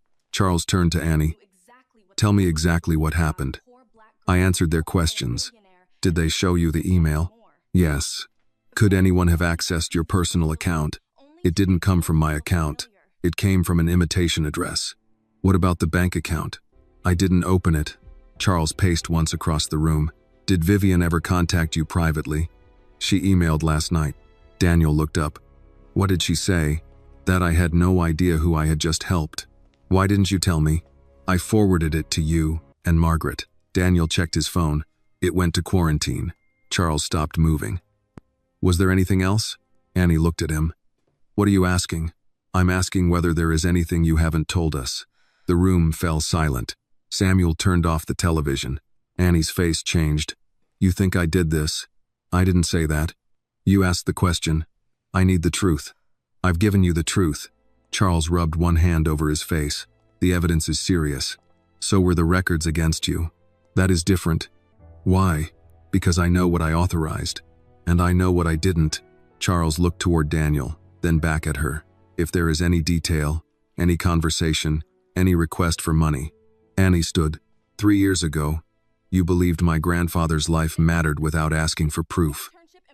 Today, when I need you to believe my character, you trust a forged bank account before you trust me. This is not personal." A bitter laugh escaped her. "For people who are assumed innocent, everything can be called impersonal. That is not fair." "No, it isn't." She picked up her coat. Samuel said, "Annie." She looked at Charles one last time. "Your brother knew exactly what the public would believe about me. A poor black girl helped by a billionaire, then accused of wanting more. He didn't need to prove I was guilty. He only needed to make guilt feel familiar." Charles said nothing. Annie left the kitchen. The next morning, Whitmore Industries announced that Charles had been suspended pending the outcome of the financial inquiry. Richard Whitmore was appointed acting chairman. By noon, he froze every foundation scholarship, canceled the independent review, and announced plans to sell 2 major divisions of the company. Thousands of employees received an email warning of possible layoffs.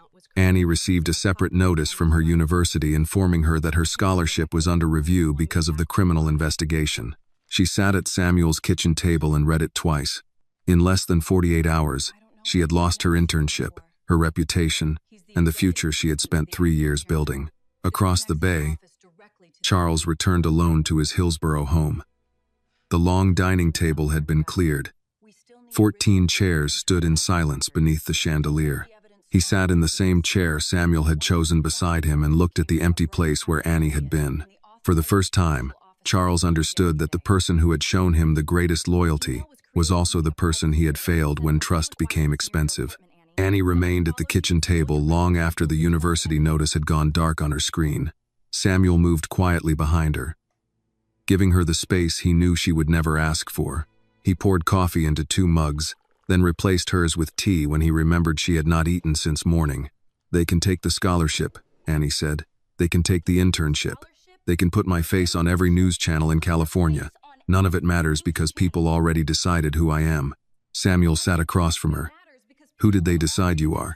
A poor black girl who got close to a rich man and wanted more. Is that who you are? You know it isn't. Then why are you repeating it like their words belong to you? Annie pushed the laptop away. Because their words have consequences. My professors are asking questions. The firm locked me out. Reporters are following us. Maybe the law only works for people who can afford to survive while it takes its time. Samuel removed his old wristwatch and placed it between them. Its scratched face showed 5 minutes behind the kitchen clock. You remember why I keep this slow? He asked. Because you say life already moves too fast. That is part of it. What is the other part? Samuel tapped the glass. It reminds me that being late is not the same as never arriving. Annie looked at the second hand moving across the worn face. Justice is not always fair at the beginning, he said. Sometimes fairness only arrives because someone refuses to stop asking questions. I asked questions. Look what happened. You expected the truth to protect you simply because it was true. Shouldn't it? It should. But people who profit from lies rarely step aside because a good person asks politely. Annie lowered her eyes. Maybe I'm not meant for this work. Samuel leaned back. You mean the work that frightened a powerful man enough to steal your identity, break into your home, and threaten an old bus driver? We don't know Richard did all of that. Then find out who did. I'm suspended. You still have a mind. I don't have access to the records. You still know what questions remain. I may lose everything. Samuel's expression softened. You are not 18 anymore, Annie. Mr. Whitmore gave you a chance, but you built what came after. Nobody can erase 3 years of work unless you help them do it. A knock sounded at the door. Margaret entered carrying a banker's box, 2 paper cups, and the expression she wore when she had already made a decision. I brought coffee, she said. Samuel raised his mug. I have coffee. I brought good coffee. He accepted one of the cups. Annie stood. Am I allowed to speak to you? Or does the firm think I might extort you too? The firm placed you on leave. It did not remove my ability to recognize a client being framed. Margaret opened the box and placed several documents on the table. The bank account was created using a copy of your driver's license submitted through an online verification service, she said. The image came from your employment background file. Ellis & Cross had that file. So did the outside screening company. So did Whitmore Industries after Daniel added you to the secure review system. Can we tell who accessed it? Not yet. But we know who completed the bank's in-person verification. Margaret placed a printed photograph in front of Annie. The image showed a man standing at a bank counter in a baseball cap and glasses. His face was partially turned from the camera. Annie studied it. I don't know him. Daniel does. His name is Eric Sloan. He is Richard Whitmore's executive assistant. Samuel stopped drinking his coffee. Is that enough to arrest him? Annie asked. No. The account was opened through a shell identification service. Sloan can claim he was conducting business for someone else, or that the image has been misinterpreted. We need the original footage and transaction records. But it connects Richard's office to the account. It creates a connection. Do not make it stronger than it is. Margaret produced another document. The $100,000 came from a Bright Path affiliate. The transfer was authorized by a financial officer who resigned yesterday. Do we know where he is? No. Annie walked to the window. A security vehicle remained parked across the street. What about the email? The address was created through a privacy service. The sender used a public wireless network near your apartment. So they followed me, stole my records, then built the evidence around where I lived. That is our working theory. The firm may have suspended you, but I am representing you personally. Annie turned. I can't afford you. I did not mention a bill. I don't want charity. Margaret gave her a flat look. This is professional responsibility, not charity. You discovered the scheme while working under my supervision. I will not watch someone turn that work into evidence against you. Samuel nodded toward her. I like this woman. Margaret took out a yellow legal pad. Now tell me every person who knew you had identified Richard's connection to North Valley. Annie listed Charles, Daniel, Margaret, Leonard, Eleanor, and possibly Vivian. What about the student records? Margaret asked. Richard knew we had them. And the deleted letters? We had not found those yet. Margaret stopped writing. What deleted letters? Annie explained that the original scholarship recipients must have received approval before their names disappeared. Some would have contacted the foundation after their funding was postponed. If those complaints reached Charles, he would have known something was wrong, she said. But he said he never saw them. Then where did they go? The foundation's correspondence system. Margaret considered it. Which office controlled incoming complaints? Richard chaired the Family Oversight Committee. His office received escalated correspondence. Samuel pointed his coffee cup toward Annie. There is your next question. Margaret nodded. We cannot access the system while you are suspended, but we can locate the students. Annie opened the public list from her saved records. She searched the names one by one until one caught her attention. Jordan Lee, she said. He worked at the same airport hotel where I cleaned rooms. He mentioned applying for an engineering scholarship. Can you contact him legally? Samuel asked. The name is public. I can ask whether he is willing to speak. Jordan answered on the fourth ring. At first, he did not remember Annie. Then she mentioned the hotel laundry room and the vending machine that stole everyone's money. The law student, he said. You used to study during meal breaks. I'm still trying. She explained why she was calling. Jordan was silent for several seconds. I received an award letter, he said. Then they told me the funding was postponed. Did you complain? I sent 4 emails. Then I mailed a certified letter. To whom? The foundation first. After nobody answered, I sent one directly to Richard Whitmore, because his name was on the oversight page. Did you receive a response? A staff member called and said the program had been restructured. Do you remember who? No, but I kept the letter and the delivery receipt. Margaret mouthed. Ask about Bright Path. Annie did. Jordan hesitated. I know that name. From where? The hotel. I worked a private dinner in one of the conference rooms. Richard Whitmore was there with 2 people from Bright Path. This was before they canceled my scholarship. Would you be willing to speak with an investigator? If it helps the other students, yes. After the call ended, Annie remained still, absorbing the first piece of evidence that had not come from a corporate server. A knock sounded again. This time Charles stood outside. He had come alone. Samuel opened the door but did not invite him in immediately. You doubted my granddaughter, he said. Yes. You understand an apology does not repair that by itself? Yes. Samuel stepped aside. Charles entered the kitchen and faced Annie. You stood beside me when my own family turned away, he said. I turned away when you needed me to stand still long enough to see you. Annie said nothing. I was afraid, Charles continued, not of losing the company, of discovering that I had trusted the wrong person again. I let that fear make you pay for what my family did. I don't need you to feel guilty. I know. I need you to tell the truth even when it costs you. I will. Her phone rang before either could say more. It was Eleanor. Miss Brooks, she said, her voice low. I found the old visitor ledger. We already have the ledger. Not this one, the previous book, and there is something else. What? A hard drive from the original hallway camera system. The security company told us it had been discarded, but I found it in the storage room. Annie looked at Margaret. Eleanor continued. It contains recordings from the night Mr. Richard removed the laptop. For the first time in days, Annie felt the direction of the case shift. The truth had not arrived yet, but the clock was still moving. Eleanor was waiting in the service office when Annie, Margaret, Daniel, and Charles arrived at the Hillsborough estate. The room sat behind the kitchen, narrow and windowless, with shelves of household records arranged by year. On the desk lay a worn visitor ledger and a black external hard drive covered in dust. I found them behind old maintenance invoices, Eleanor said. The storage box was marked for disposal, but no one had taken it. Daniel put on gloves before touching the drive. Has anyone connected this to a computer? No. Good. Charles looked at Eleanor. Why was the camera system replaced? Mr. Richard recommended a new contractor after several failures. The old equipment was removed, but this drive remained. Daniel placed it inside an evidence bag. We'll have the forensic team create an image before opening anything. Nobody views the original. Annie turned to the older ledger. What period does this cover?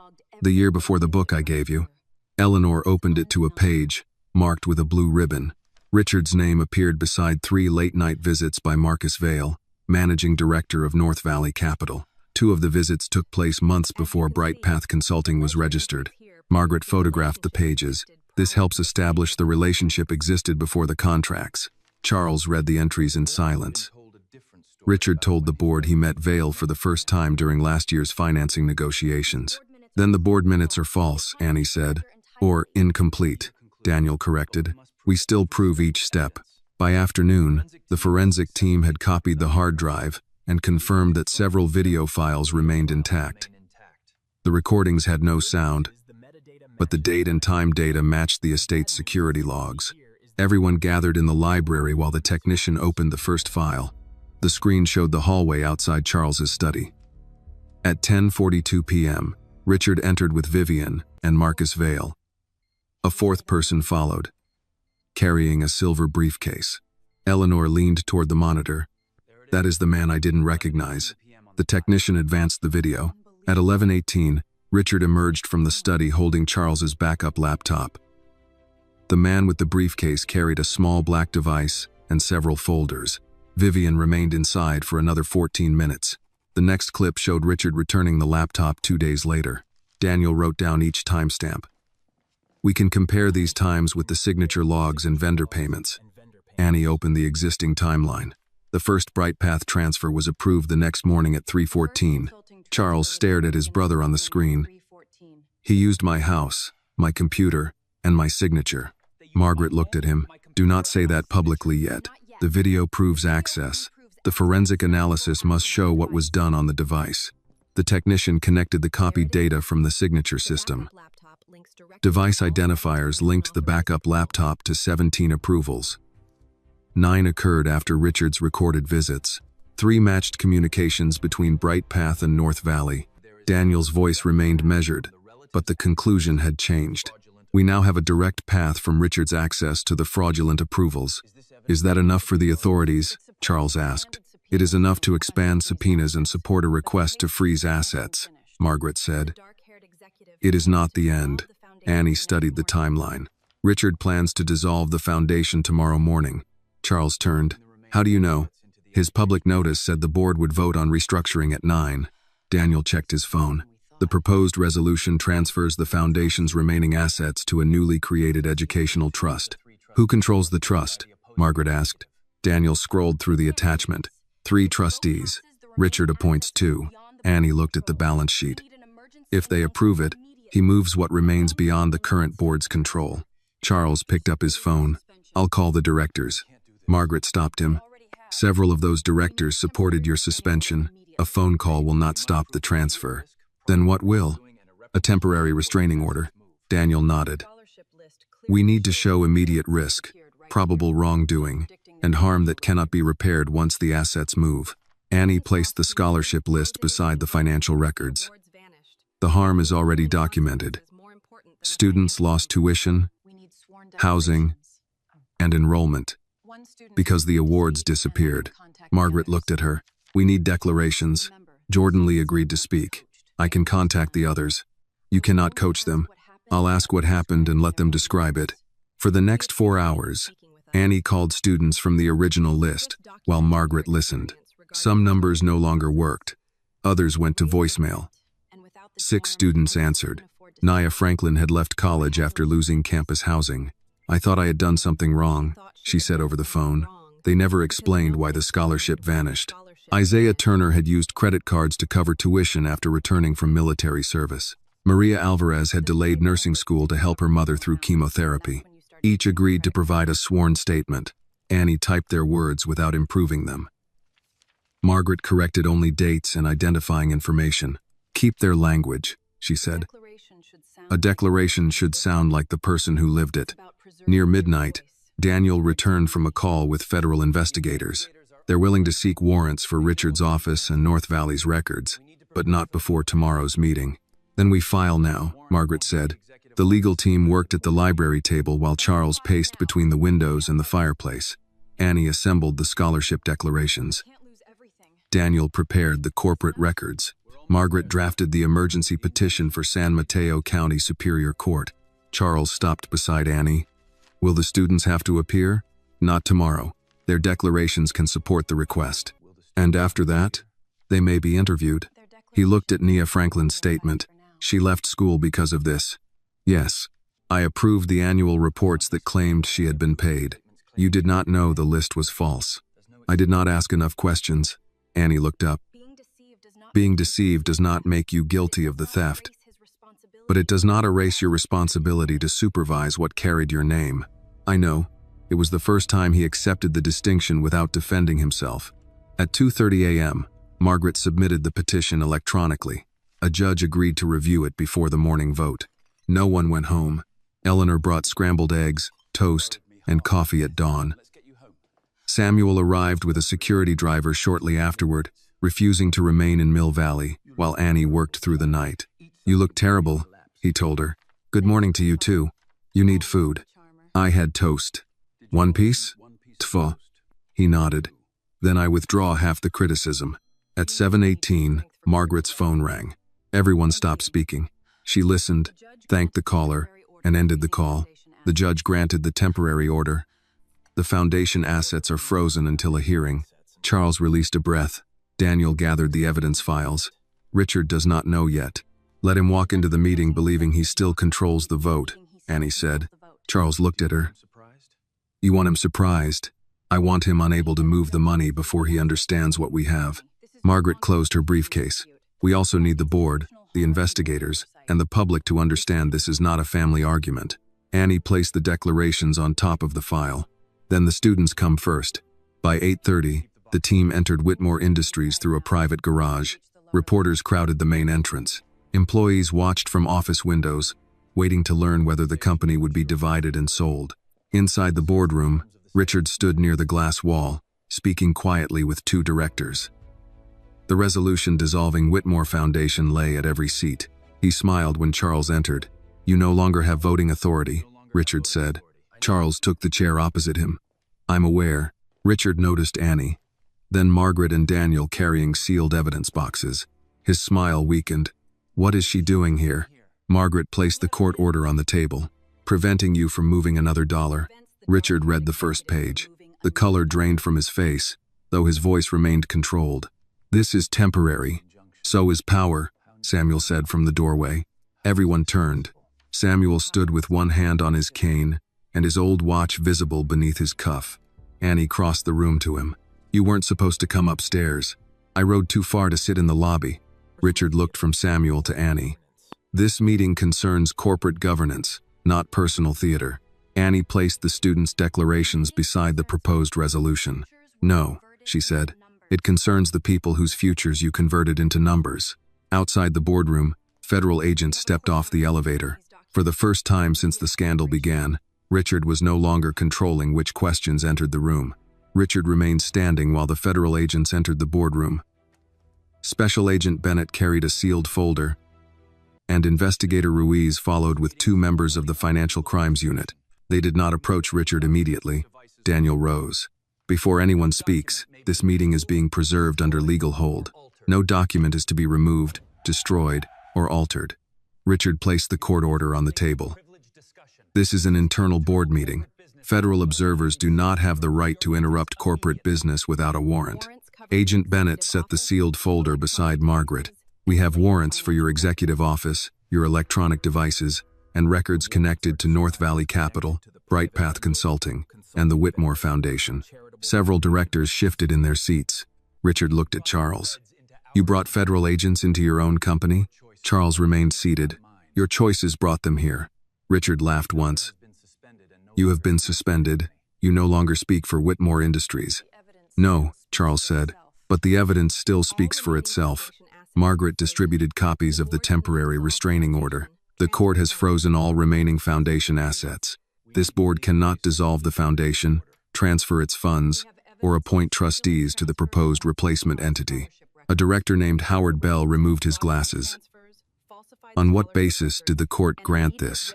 Evidence of fraudulent transfers, falsified scholarship records, and immediate risk that additional assets would be moved beyond recovery, Margaret said. Richard looked down the table. Temporary orders are granted without hearing both sides.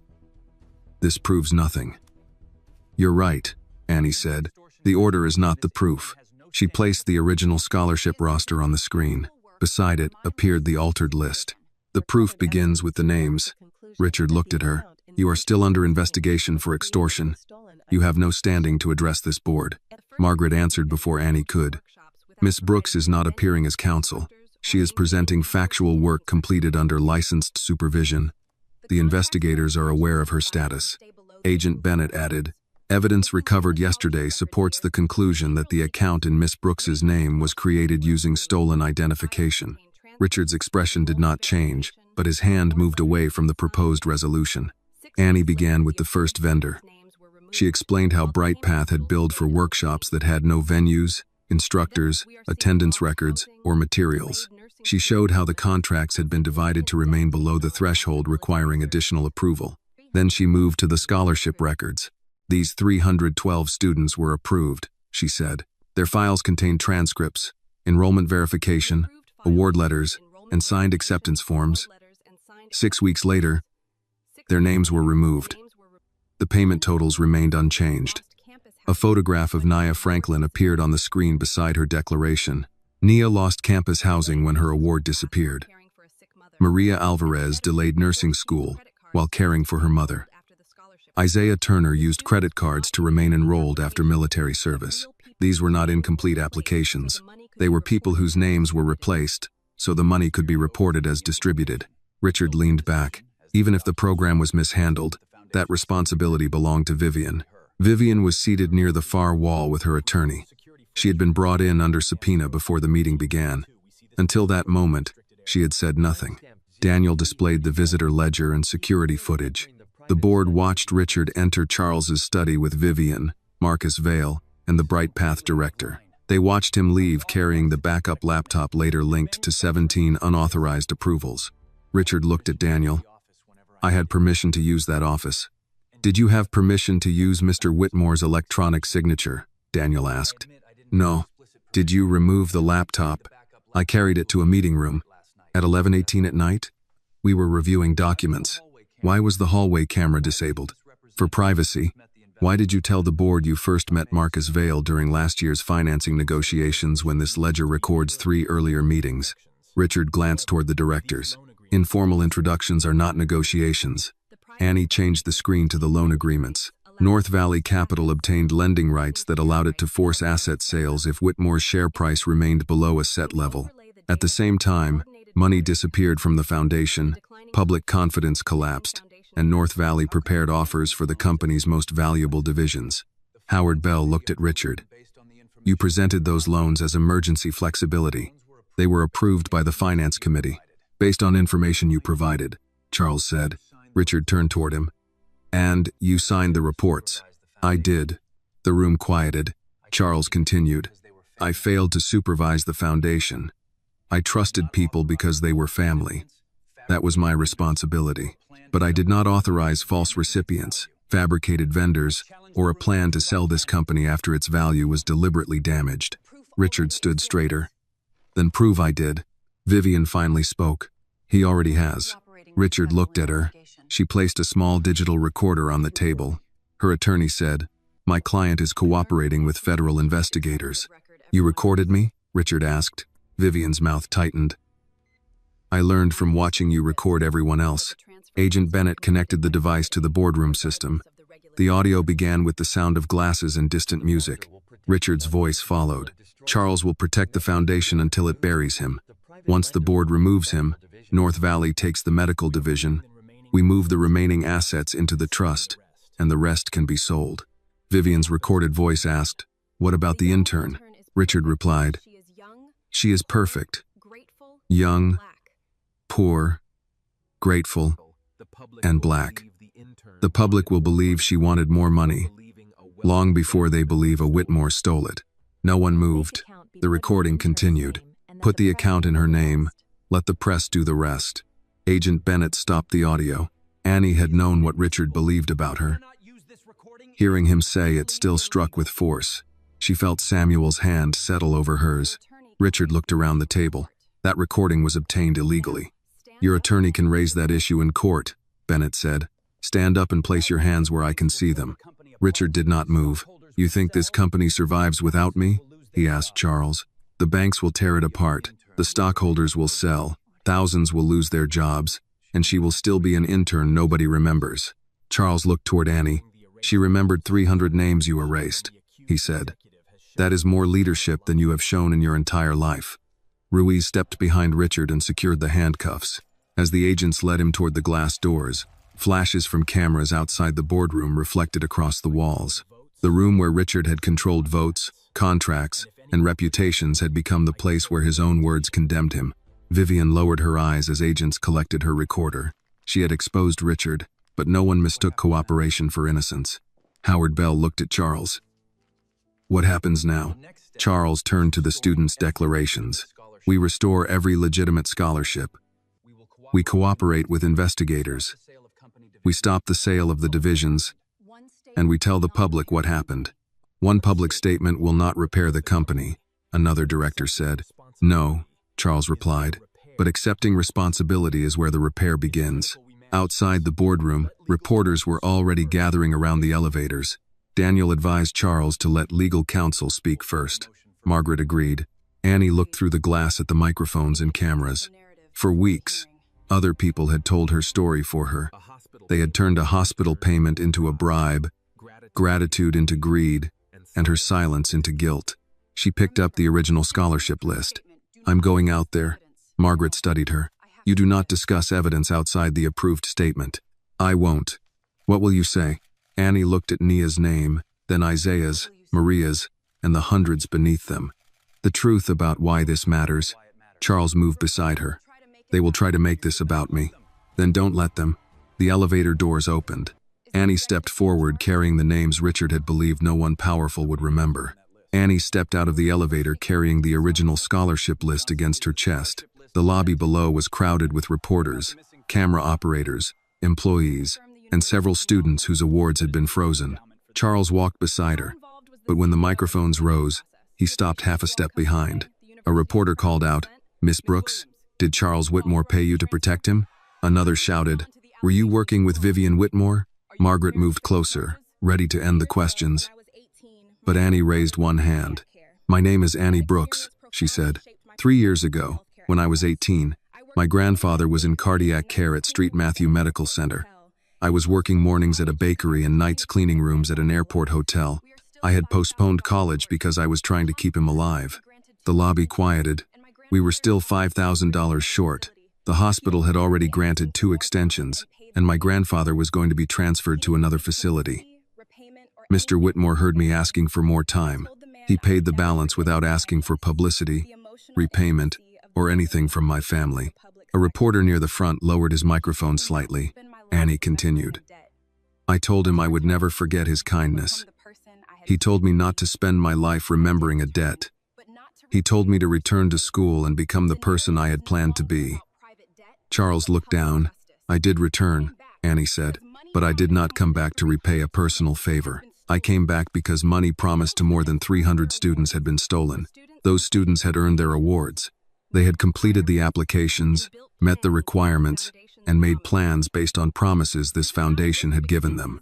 She opened the folder and held up the original list. This is not a list of expenses. These are people. One student left nursing school while caring for her mother. One veteran used credit cards to remain enrolled. One young woman lost campus housing after her scholarship disappeared. Their names were erased because someone believed poor students would not have the money, influence, or public attention needed to fight back. A reporter asked, Are you saying Charles Whitmore had no responsibility? No, Annie replied. I am saying he did not steal the money. I am also saying he failed to supervise a foundation that carried his name. Both facts matter. Charles looked at her, then stepped toward the microphones. She is right. His voice carried through the lobby without effort. I trusted people because they were family. I approved reports I did not examine closely enough. I failed to read complaints from students who had already been promised help. That failure made the theft possible. One of the directors standing behind him shifted uncomfortably. Charles continued, I have been cleared of directing the fraud, but being deceived does not erase my responsibility. Whitmore Industries will cooperate fully with federal and state investigators. Every legitimate scholarship will be restored. I will sell personal assets, if necessary, to replace any money that cannot be recovered. A reporter asked, Will you return as chief executive? not without independent oversight. The company will appoint an outside compliance committee, add community representatives to the foundation board, and create direct reporting channels for employees and scholarship recipients. No member of my family will control those systems. Is the company still at risk of bankruptcy? Daniel answered from the side. The court order has stopped the transfer of foundation assets. The fraudulent lending arrangements are under review. Several banks have agreed to suspend enforcement while the investigation continues. Charles added, "We still face difficult months. There will be no quick return to business as usual, because business as usual helped create this." The investigations continued through the winter. Richard Whitmore was charged with fraud, identity theft, market manipulation, obstruction, and conspiracy. Vivian pleaded guilty to charges related to the false contracts and agreed to testify in exchange for consideration at sentencing. Properties purchased with foundation money were seized, and millions of dollars were returned. The board canceled the planned sale of Whitmore Industries' medical division. Independent auditors rebuilt the company's financial records, and the banks restructured the loans after North Valley Capital's role became public. Some projects were delayed, and several executives resigned, but the company avoided bankruptcy. Thousands of employees kept their jobs. Annie was cleared when investigators proved that Richard's assistant had used her stolen records to open the account. The university restored her scholarship. Ellis and Cross ended her suspension, but Annie did not return immediately. She spent the remainder of the semester helping Margaret contact students whose names had been removed. Charles offered her a financial reward. She refused. He offered to pay the rest of her education. She refused that too. "What do you want?" he finally asked. They were sitting in the Whitmore Foundation conference room, where the altered scholarship lists had once been approved. Annie placed a proposal in front of him. Restore every award. Create an emergency fund for students whose families face medical crises. Add legal support for recipients dealing with housing, debt, or discrimination, and let students have representatives on the board. Charles read the proposal. "Nothing for you? This is for me." He looked at her. "This is what the $5,000 meant," she said. "Not rescue. A chance." The new board approved the reforms. Charles later offered Annie a part-time position in the legal department while she completed her degree. "You know I'm not a lawyer," she said. "I know, and I won't agree with you just because you helped my family. That is why I am asking." She accepted under Daniel's supervision, with written duties and the same review process required of every other candidate. 4 years later, Annie graduated from law school and passed the California bar. She spent 2 years at a nonprofit legal aid organization before returning to Whitmore Industries through an independent hiring process. At 27, she became Associate General Counsel for Corporate Ethics and Foundation Oversight. She was not Charles's most trusted advisor because she defended him. She was trusted because she told him when he was wrong. At the foundation's annual scholarship ceremony, Samuel sat in the front row wearing his old watch. He still kept it 5 minutes slow. Charles sat beside him instead of at the head table. A girl of 18 approached Annie after the ceremony. "My father is in the hospital," she said. "I may have to leave school." Annie asked her name, listened to the details, and directed her to the foundation's emergency assistance program. Charles joined her after the girl walked away. He noticed the worn business card Annie had taken from her wallet. "You still carry that? You told me to build a future with the chance you gave me. I keep it to remember where that future began." Charles looked toward the students gathering with their families. He returned far more than $5,000. Annie shook her head. "Kindness is not a debt," she said. "We only have to pass it to the next person." Samuel checked his slow watch and called from the front row. "If you two are finished solving the world, lunch is getting cold." Annie laughed and slipped the card back into her wallet. Years earlier, Charles had believed his kindness would disappear in a hospital hallway. Instead, Annie carried it through work, study, humiliation, and a fight against people who believed money could bury the truth. She had not returned to save a billionaire.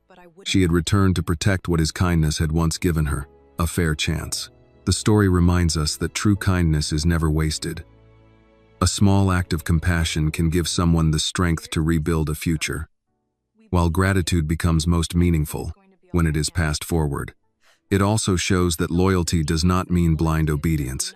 Real loyalty requires honesty, courage, and the willingness to confront wrongdoing. Justice may come slowly, especially when money and power protect the guilty, but one person who refuses to stay silent can help restore dignity, opportunity, and hope to many others. This video is a work of fiction created with the assistance of artificial intelligence. All characters, events, and situations are not real and do not represent any actual people or true stories. The content is intended for storytelling and emotional illustration only.